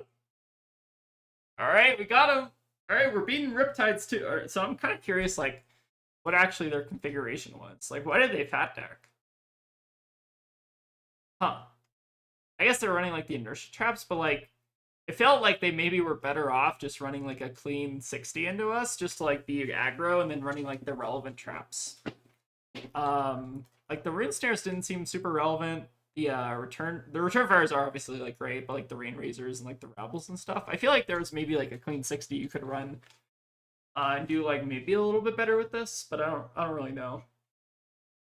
Again, Rusty Harpoon probably the #1 most optimal usage of Sarong, by the way. I'll take your word for it, Walnuts, because I don't play the card, but that's okay. Cool. Let's go ahead and grab. What's our time looking like? How long have we been streaming? 7, it's 8:12, so we've been doing like, let's try to get like 2 more games. But we've been having some fun ones tonight. Have we actually dropped a game? No, we dropped a game to the Victor, right? That's okay though. Victor's a little bit of a tougher matchup. I still also need to practice Nate's listening to Victor. Probably made a couple pretty big mistakes. All right. 2 more games, then I'll go probably eat dinner. We're gonna make some French toast tonight. Would you mind sharing my current February deck, or do you want the ones from the stream? Let me see if I can copy a link to that or like pin the message. Classic 0 for Classic 0 for 1. Okay. All right. Playing against Huntsman. Let's go. So they're gonna go first. Run the Honing Hood, and then board how I board in this matchup. Just generally like this minus the we can bring in the extra battering roll. I think that's fine. Kind of like this. Yeah, we're making some French toast tonight. It's gonna be good. If someone can also repost the deck links in chat, that'd be very helpful. I know someone was just I think Lucas was asking for them. We'll also post them at the end of the stream if you want to wait around. Okay, coming in with the Spider's Bite, pitching the Codex. Seems good. Could actually start our off with our own Codex here if we wanted to. And just block with the Redfin. See what they want to do. We might end up blocking with this 3-Oak depending on what they do next. Kind of just want to keep the pressure off, and like 3-Oak is not necessarily the most synergistic thing with the Codex. And see what they got here. Nothing. Good. And the question is, do we want a Honing Hood here? We did put the Redfin in the bin, notably. But I think since, like, this is another scenario where I think since we have the way to load, I'm not supposed to actually use the Codex. And, like, kind of actually getting rewarded for doing that, because we don't actually know what we're drawing off the top. Could have been, like, a red arrow that we just, like, discard anyways. Sending in 11. Like, by not Honing Hooding, we're losing out on the chance for potential damage, but we're gaining basically a gold that our opponent, like this is basically like a free get out of jail free card, kind of like Crown of Dominion. I don't know. I feel like I'm very cautious about using Honing Hood unless I have like a strict reason to use it. Like, obviously getting the 5-card hand on turn 1, very, very good, but like, if you have an alternative use for it, I think it's also quite good. All right, here we are hoping that they don't hit the best cards in our deck.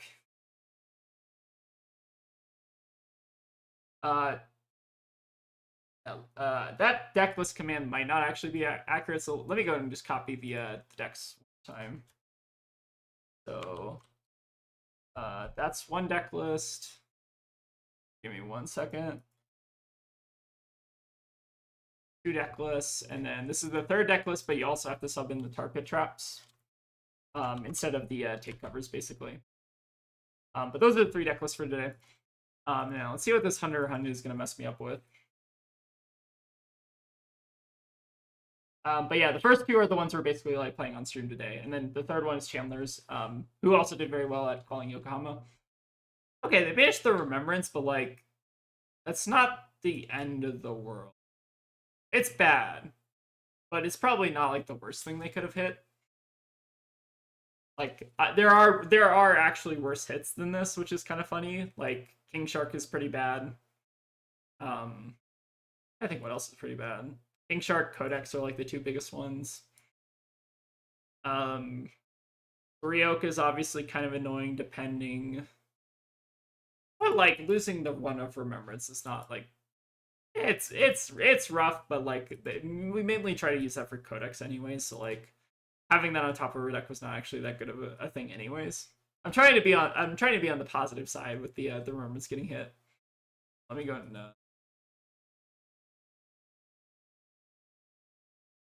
alright, let's see what our opponent's got here. They're also on Overcrowded, which is interesting.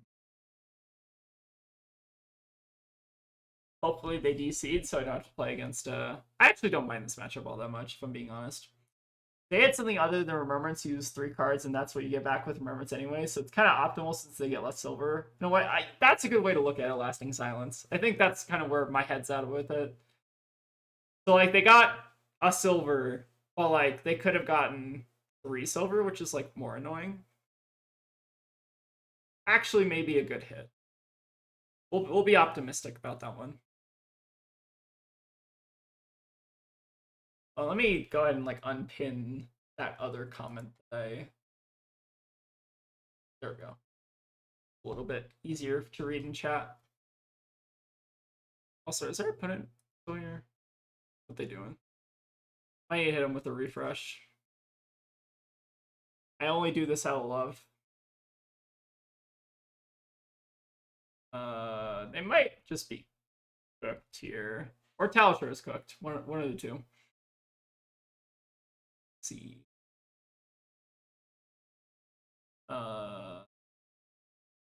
Either they're grabbing a soda, walking the dog. In the meantime, just a reminder in chat, if y'all have any like channel suggestions or just things that you think we can like improve on the channel or whatever, let us know. We have like a little YouTube. Should have just been on Hood. Yeah, true. Let us know in the YouTube like post that we just made. So we're just looking for any feedback on the channel. If people like what we're doing, that's also helpful. If people want us to like change anything about like the stream layout or whatever, or do less streams, more videos, something like that. Lots of different kind of ways I'm thinking about trying to improve the channel. So let us know what you think. Or if you just have suggestions on things you'd like to see.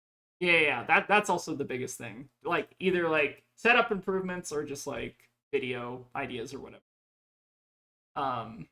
All right, we are claiming the victory there. The refresher is less than are you still Are there? you still there? That's fair. That's fair. All right. Ouch. Let's try to get another one here. I think we're like kind of in an okay spot there, surprisingly. I don't know. It was not like the worst start to a Huntsman game I think I've ever seen. All right, still y'all two games, so we'll try to get maybe some quick ones here so I can go eat my French toast. All right. I do like this deck a lot, though. I think both I and Ben both had pretty nice decks. Okay, Dash IO. They want to go first, which means we're going to run the mini fridge. Hardest part about playing mini fridge is remembering to run it. Let's bring in our King Shark, King Kraken. There's like some merit to cutting through caution, but I don't think that's generally worth it. Yeah, we're run it like this. See how it goes. Late to the party, how's the Marlynn'n? It's been going pretty well. I think we dropped a game to a Victor, which I think we played I think we had a little bit of a low roll, and I think we also maybe made a couple mistakes, so kind of maybe warranted. Oh boy, that is a Dio start. Jesus. Okay. Well, let's hope that we disrupt them every turn in the game, or else we're dead. Classic Dio things. All right. At least the nice part about this matchup is you get free hooks as consolation prize for 40 damage turns. Oh, the one downside... Our French and Quick Dodge is not online, which is concerning. Yeah, this is some expert level cope. We actually might be just dead this turn. Dio doing Dio things. What are you gonna do? I guess they do still need to draw a max V, which is very difficult for Dio sometimes. That's where the difficulty of the deck comes in, is drawing cards when you get to see how many cards does Dio get to see a turn? 15? Something like that. Sounds about right. And see if we can hit an action here, although I have my doubts. Generally, Shark is a lot better in this matchup for that reason. But we take what we are given. Okay, in terms of Dio hands that are bad, this is probably the worst. This is about what we actually wanted. So I think we just take the Spark here. Almost 1,000%. Marlynn's likely to get an experience, but who knows? Yeah, so we don't have a Flesh and Bad spoiler for Omens of the Third Age, but if we did, we definitely do. Yeah, we already announced when it's coming out. So. All I'm saying is it could be a Marlyn spoiler, it could also not be. In the YouTube post, I mentioned that we have a spoiler video coming out. Yeah, I'm excited for it. You're not fooling anyone. I'm fooling chat. How do they draw 2 boost cards here? I guess is my question. Can they? I think we're actually supposed to just eat 8 here. Or no. We can also just do this. So their hand is another Techno Core and a Max V in Arsenal. So they draw a card off Cerebellum. They have to like hit something off the top here, right? To make their hand even work. I think I'm supposed to block 6 here. Electric Eel Harpoon? Maybe. Oh my god, they hit another Cerebellum off the top. Disgusting. We might be dead here. That's okay. This is actually probably one of the most disgusting Dio draws. We even took a card out of their hand, which is kind of wild. Seems good. Casual Dio draw. I guess we're so there's actually not a guarantee that we get to use our full quick dodge value here. So they're going to be max V'ing us here. How about Battering Bolt but a Harpoon? I mean, Battering Bolt should just be errata to a Harpoon. We all know that. I think we're going to accept that we're going to be taking this because they're almost guaranteed to be able to boost another card here. Like, if they didn't, this would be very strange. We're going to be, like, we cannot block a max V, so we're not going to. Alright, so we go to 35. Pretty good. Pulse Wave is also brutal. I guess this is my fault for thinking that they were going to brick this turn. Oh, boy. Alright, we're full blocking here. Unlucky. That is actually probably one of the most crazy Theo high rolls I think I've seen in a very long time. 2 boost cards off the top with another Cerebellum off the top, and then also... It's kind of nuts, right? Chaining into a max V seems good. Alright, so we're going to pretend that didn't happen, and then try to get something to do next turn. Seems pretty good. We still have mini fridge, so I guess we still are like kind of in this game. Their next hand doesn't have action point generation. We could be cooking. But yeah, taking the 3 there was pretty rough. Rail Swing Line. I don't think there's any way that works against Dio, right? Alright, let's go ahead and just try to get our max quick dodge value here. Use it early just in case they end up going 6 wide, which is more likely than you think. Let's quick dodge here. At least this is going to be a quick one. Means French Toast is coming quicker. I'm hoping that these 2 Cerebellums end up doing nothing, but I have my doubts. A Harpoon that costs 4 but has both Kraken and King text. It's kind of close to our spoiler. I don't know. No, I'm kidding. I'm kidding. It's Final Spring Tunic, except it blocks 10 and doesn't have like. Well, that's annoying. My pirate hat's ramped up. I guess in terms of.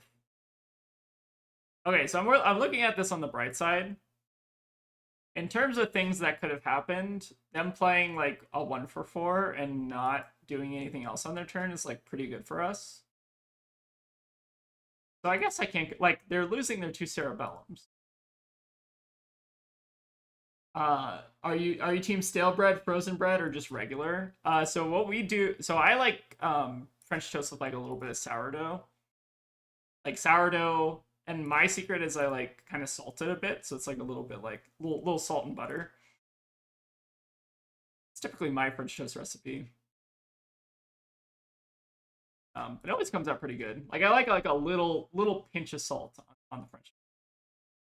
Pretty nice, and also just like syrup and all the other good stuff. Cinnamon, full cinnamon. Tegan likes cinnamon on theirs. Like. But yeah, we use like Tegan just went down and got some like fresh bread stored. Is that not what you're actually supposed to do? So I've done like most of my life. Alright, need a non-attack in hand here, and even then we're still probably dead. No non-attack makes... I guess we technically did have the... Or no, the King Kraken was already in ours. It's unfortunate.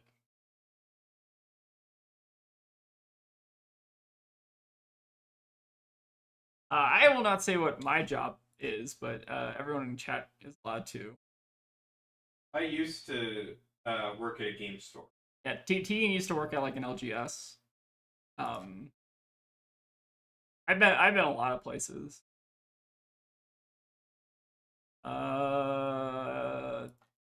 This is bad.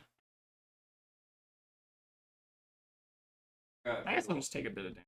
I don't think there's any real reason to block.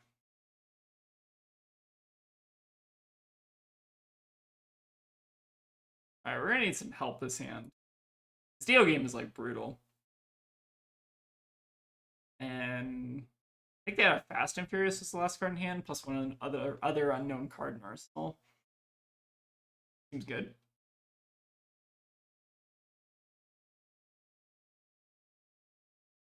If you're unable to get both Riches and so I would say don't even bother with Riches. I think I is like probably the most important because you run into like most heroes basically. Like even I isn't like a hard requirement. I feel like Fables in the deck are not as important as they once were. I feel like a lot more decks have been getting away without running Fables, which is actually a very good thing. In terms of like people playing the game, also they can still crank it. Oh, if I called the red boom grenade there, that would have actually been. I think I probably should have thought about it more because it was Fast and Furious. Unlucky. I guess I still just had another one. Damn, the boom grenade there did like 6 damage off the top. Disgusting. We're going to 3. But I think this game might just be unwinnable unless we like break their hand like super bad. Even then, I think we're not winning. Oh no, we still have to like give a card here. I think they just got this. They got us here. I don't think there's any way we can actually like come back this game. Which is unfortunate. I think they just had like too much damage. 2 red boom grenades, 2 cerebellums, Tekla-Core turn 0. Unlucky. But yeah, I think like Riches is like the most replaceable gem right now. Ataya helps. Ataya I like actually in a lot of matchups. But like I is probably like the most power level wise like the strongest card you can probably try to get deck. But like I is also not a hard requirement because like sometimes it is a liability in some matchups. So like I feel like you can run a deck with no Fables like pretty easily nowadays. All right, let's try to get one more good one. Try to make it end the stream on a positive note. But that Dio draw was like kind of disgusting. Unlucky. Sometimes things just don't line up, but that's okay. What's Philip doing? Hanging out with me. We'll sit him. All right, we got Vincent. We can do some nasty things against Vincent. All right, let's bring in our quiver, bring in our trench, and then bring in all of our good harpoons. Riches I sometimes like in a Vincent, but I think I'm gonna try to run it without it and just kind of see how it goes. Let's see if our opponent actually am I missing something? What am I missing? Oh, deck size is 60. Oh, I unclicked a Kraken. That's why. Sorry, I couldn't see over my like mic filter or whatever.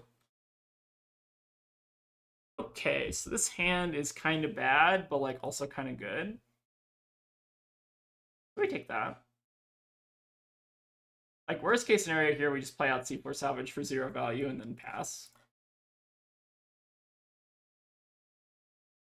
There's also maybe an argument to like playing out the other one, which would have been interesting. Couple options we had.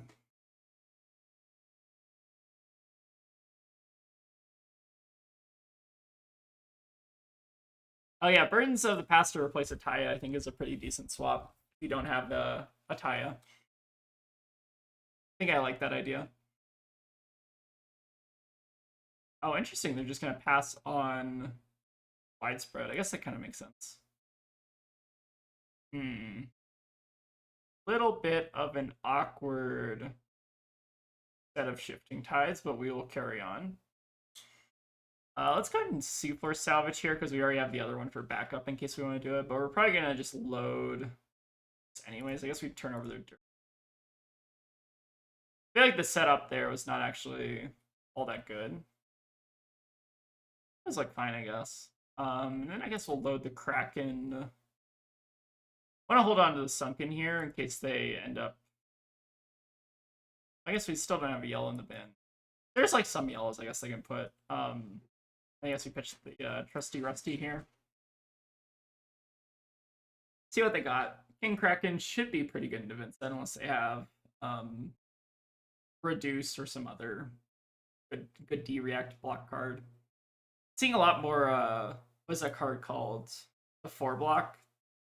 What is that 4-block you played in Florian Tegan? 4-block. Oh, Haunting Rendition? Haunting Rendition, that's the one. That card was good. I've been seeing a lot more of that in Vincent as well. That card is so good. Pretty alright.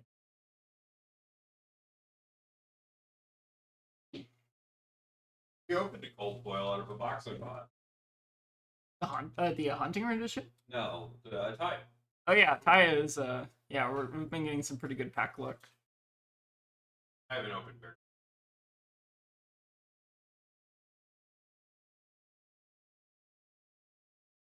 Alright. Praying for some good hits on this Kraken here, although it might feel like a D-react here. Okay, that makes sense. Good. Do they have another one? Alright, not another D-react. It's... Oh, Cole. Okay, but Cole's like fine. Do not really mind the Cole that much. We just get to lose our sunken treasure, which is like not the end of the world. Okay, I'll settle for this. We do still have a big widespread coming in us next turn, but we can like kind of just block out and take a reset turn. I think makes sense. I got like a good hand for doing that. So I think I want to block with my King Shark so that we have it in the oh, they're not even gonna give us anything. Okay, interesting. Oh. They're like setting up for something over there. I don't really fully know what. Let's go ahead and just or we're not gonna overpitch the Kraken actually, as weird as that is. So we do want to play around another Cull in case they have it. We don't want to just like lose our King Shark here. Normally I would overpitch the Kraken, but I think since they are playing Vincent, we have to be a little bit more cautious about it. Alright, so see if they have another thing they want to play out of Arsenal. Like if they have another D-react, this could be pretty bad. But if they don't have a D-react, then we're getting some good value here. Looks like they're maybe trying to set up like a big Vincent turn, which I think is also kind of reasonable into Marlyn. I think we're just going to try to hold on to the King Shark and then worst case scenario, trench it away.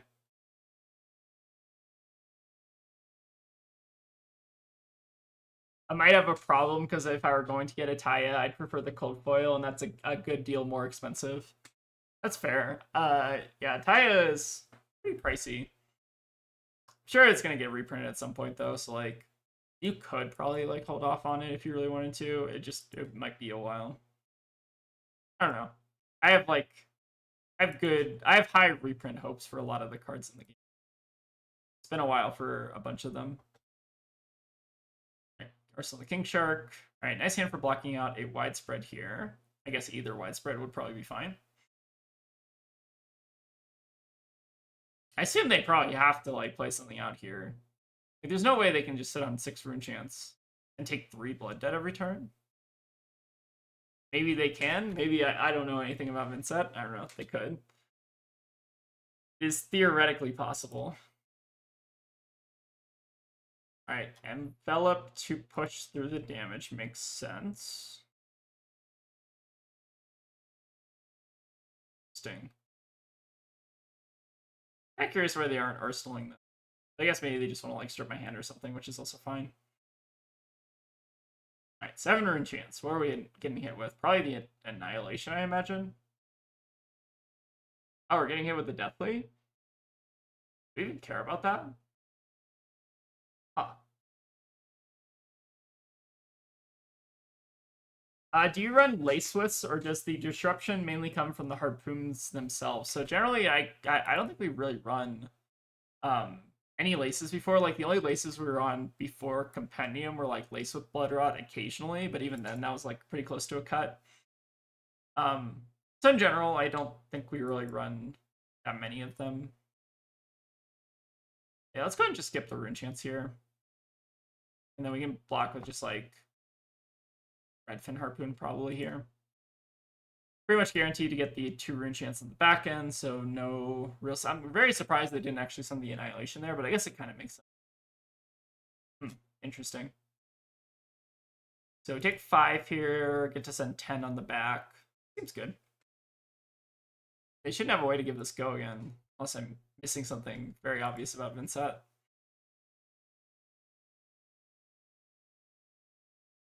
Seems pretty good though. Right, let's go ahead and this, send in our King Shark.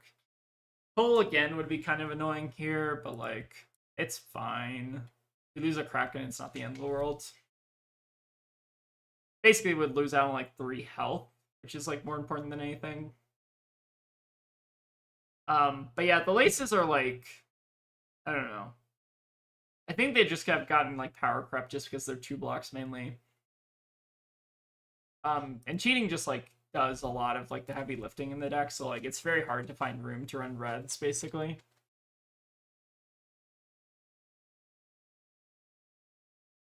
Yeah, like I think so like I think the ones that we've experimented the most with are like Lace with Frailty for Warrior and like Lace with Inertia for um or Lace with Blood Rot just for like the damage basically. I think Lace with Blood Rot is like more real than Lace with Frailty. I guess there's also like um on like the Premeditate also is like kind of a Lace, right? Like Lace with Ponder token basically.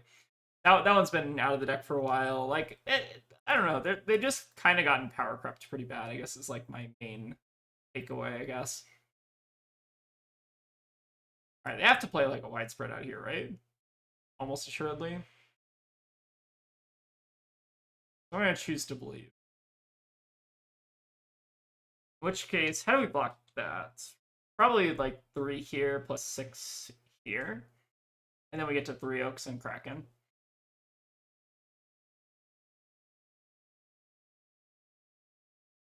Or alternatively, we just get to send million damage. Seems good. So we should be hurting their hands pretty bad here. I think we can also turn over this with C. I think we are going to play the 3 Oak here just because it plays around Cole, I guess, the best. Because we get like an extra card here, presumably Arsenal. We may even get 2 cards here to Arsenal, right? Or no, only just the 1, I guess. Yeah, I do kind of miss like the laces in the deck. They were kind of fun. I think we should be also safe to hook this. So I think we're still doing fine here, although that being said, they do have a lot of rune chant generation, so that if they are sending damage, they can, like, if they get the tempo back, they could capitalize on it pretty well with just, like, their onboard setup. I think we should be safe to hook this, though. Like, obviously we do an Arsenal 3 Oak, but, like, we can take a little bit of, like, if they want to, like, call us and punish us, I think that's fine.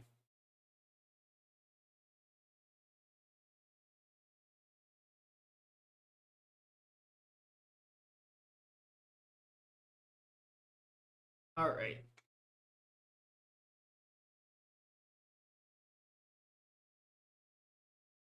This Kraken probably does need to do a fair bit of work here, though. We can at least get 1 card blocked on the Kraken. That's going to put us in a really good spot. And they also might struggle to get this Annihilation out of their banish. For what that's worth. I feel like Annihilation is also like not the best card into us generally. It's kind of just like block out, basically.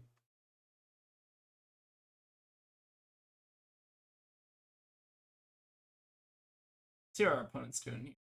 Might just be thinking.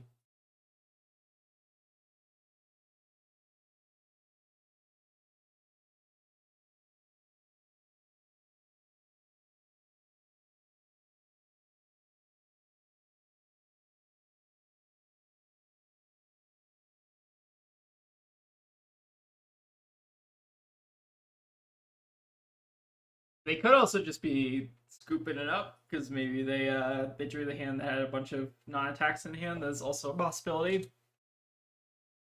I guess we'll find out in about 30 seconds. What do we think, chat? What are our bets? Do we think that they drew like a very brutal hand to get Krakened on, or do we think that they're maybe just having to think? I guess both are possible.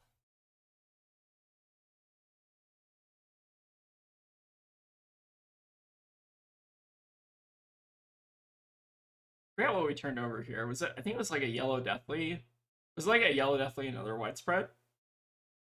I'm wondering if we've actually seen all the widespreads so far. That would probably be good information to remember. All right, any development OP? Let's see. You know, this is actually like surprisingly like kind of a tough matchup if you don't know what to do. I think like the biggest thing against Vincent generally is like just taking like on turn off turn to kind of like prevent them from having like really back to back like disruptive turns and like giving them a bunch of like block value basically. Generally like if they like start sending stuff, I generally want to like be blocking. That's kind of like strat. Well, if OP played their cards, yeah, that's true. I could also just scoop it up and see what they got over there. And you hit them with the refresh. Did they like extend the timer? They might have extended the timer. Is that video from 6 months ago, Guide to Marlynn'S, still the go-to? So Lucas, actually, the one I would probably recommend, let me go ahead and pull it up real quick while we wait for our opponent here. Actually do this another time. No, YouTube's here with some crazy stuff. Okay. But let me go ahead and show you which video I'd probably recommend for like the latest Marlynn developments. So it'd probably be, let me find it here. Where is it? Oh, Marlynn Itself 3. So it'd be this one probably.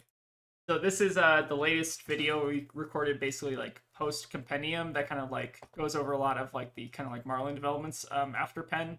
They'll probably start with this one, but if you want like some general like history on the deck, all of the Marlynn Itself series are pretty good for that in terms of just like learning and stuff. Okay, let's go and claim victory and see what our opponent's hand was. So they had a Beseech, which they would have to block with, and then the rest of the hand was kind of mid. I guess that kind of made. They could still send something next turn though, right? I think they could do like widespread machinations, give the widespread go again into something. But yeah, the hand is pretty rough to actually get Krakened on, I guess. But yeah, my recommendation is to go check out the Marlynn Itself 3 one, and then if you want to like work your way backwards and like look up some older things about the deck or like watch some of. I also I think have a playlist. Let me go and see if I can pull that up. But generally, I just recommend like starting with like some of the more recent videos in the playlist. If you want to just like come through and like look what kind of heroes I'm playing against or like whatever. So the playlist is also. It should just be on my channel, but you can find it here. So this one is like the Marlynn playlist. So I think there's like 40-something videos all over the time. I guess I played Marlynn. So lots of fun videos in there. But yeah, I think that's probably going to wrap it up for today. So again, we played 2 decks today. We played first Ben's list, which has been doing very solid. Again, Ben got 25th at calling Yokohama, which is very impressive, and also I think did pretty well in the CC portion of the Pro Tour, going like 4-1 and then dropping. But yeah, overall, I mean, this list just seems real solid from Ben. No real notes, just feels very clean, very like block oriented. So I think like this definitely suits a like specific play style, like wanting to play kind of like the more like mid-rangey, blocky kind of Marlynn deck, and there's a lot of good ideas basically in here. And then we also have Kai's list. So Kai, I think, was roughly inspired by my list, but made a lot of their own kind of like distinct choices as well. So like Courageous Crossing and Frail Swing Lane both being pretty well as good as well. Rusty Harpoon, again, a little bit suspect, but I know people are gonna shame me for doubting the Rusty, but I think there's like maybe some merit to it. I don't know. But yeah, I like Kai's list a lot as well. And then we also have Chandler's list. So Chandler, I think, was running the tar pits over the take covers. Again, we didn't get to play Chandler's list, but I have a video on the channel of that list ostensibly, so I didn't want to like repeat it again today. But Chandler's List also very, very solid. It's I think it's like New Horizon Who Dis is the video. So if you want to go see Chandler's List get played, that's a video for you. And then let me go ahead and post these in the channel, chat one more time, just so in case anyone wants them. So that's the first ones, or that's Chandler's List, and then these are the other two. So Ben, thank you for joining. We actually kind of talked about that recently. Basically, the deck doesn't really need Fables as hard anymore, which is kind of funny. Like, the only real Fable that I think... So I personally like two Fables. I like Authority, because I think Authority does some very interesting things in some matchups. But really, this is about the closest the deck has ever been to not requiring Fables, which is kind of cool. So, like, Ben's list was just running like, no Riches and no Ataya, whereas Kai's, I think, was just running Riches, no because I presume they didn't have it. And then Chandler's list is probably running all three, I think. Or, yeah, I think Chandler's list is running all three, but Chandler's also a mad lad, so he still likes all three, which is fine. But yeah, so Ben, I think if you want to play the deck, it's probably the best time to actually put together a deck without Fables. Surprisingly, I might actually do that as like a video at some point later this week and do like an updated budget list for Marlyn at some point. But I think this is like the closest the deck has ever been to not needing Fables, which is really cool. But anyways, thank you all in chat for stopping by. I'm probably going to go make some French toast now with Tegan and praise the cats. But yeah, those are the 3 deck lists. If you have any questions, feel free to drop in the chat. And then one last housekeeping thing, we put out a little like survey or like post on YouTube to kind of like have any like new channel suggestions or like things that you want to see more of in the channel. So let us know in the oh no, Prime is in, I'm so sorry, we're signing off. But now you get to watch it as a VOD, which is the best part. But yeah, if you have any like channel suggestions or just things you want to see more of, let us know on the YouTube discussion post, and we'll kind of try to field those comments and try to use that to inform our content for the foreseeable future. So yeah, if you have any suggestions, feel free to drop those. And yeah, with that, I will go ahead and go eat dinner, and I will see y'all next time. So I'll probably do some stuff on Wednesday or something. I don't know. I haven't planned it out. All right, anyways, see y'all, and I'll, see you on Wednesday. All right.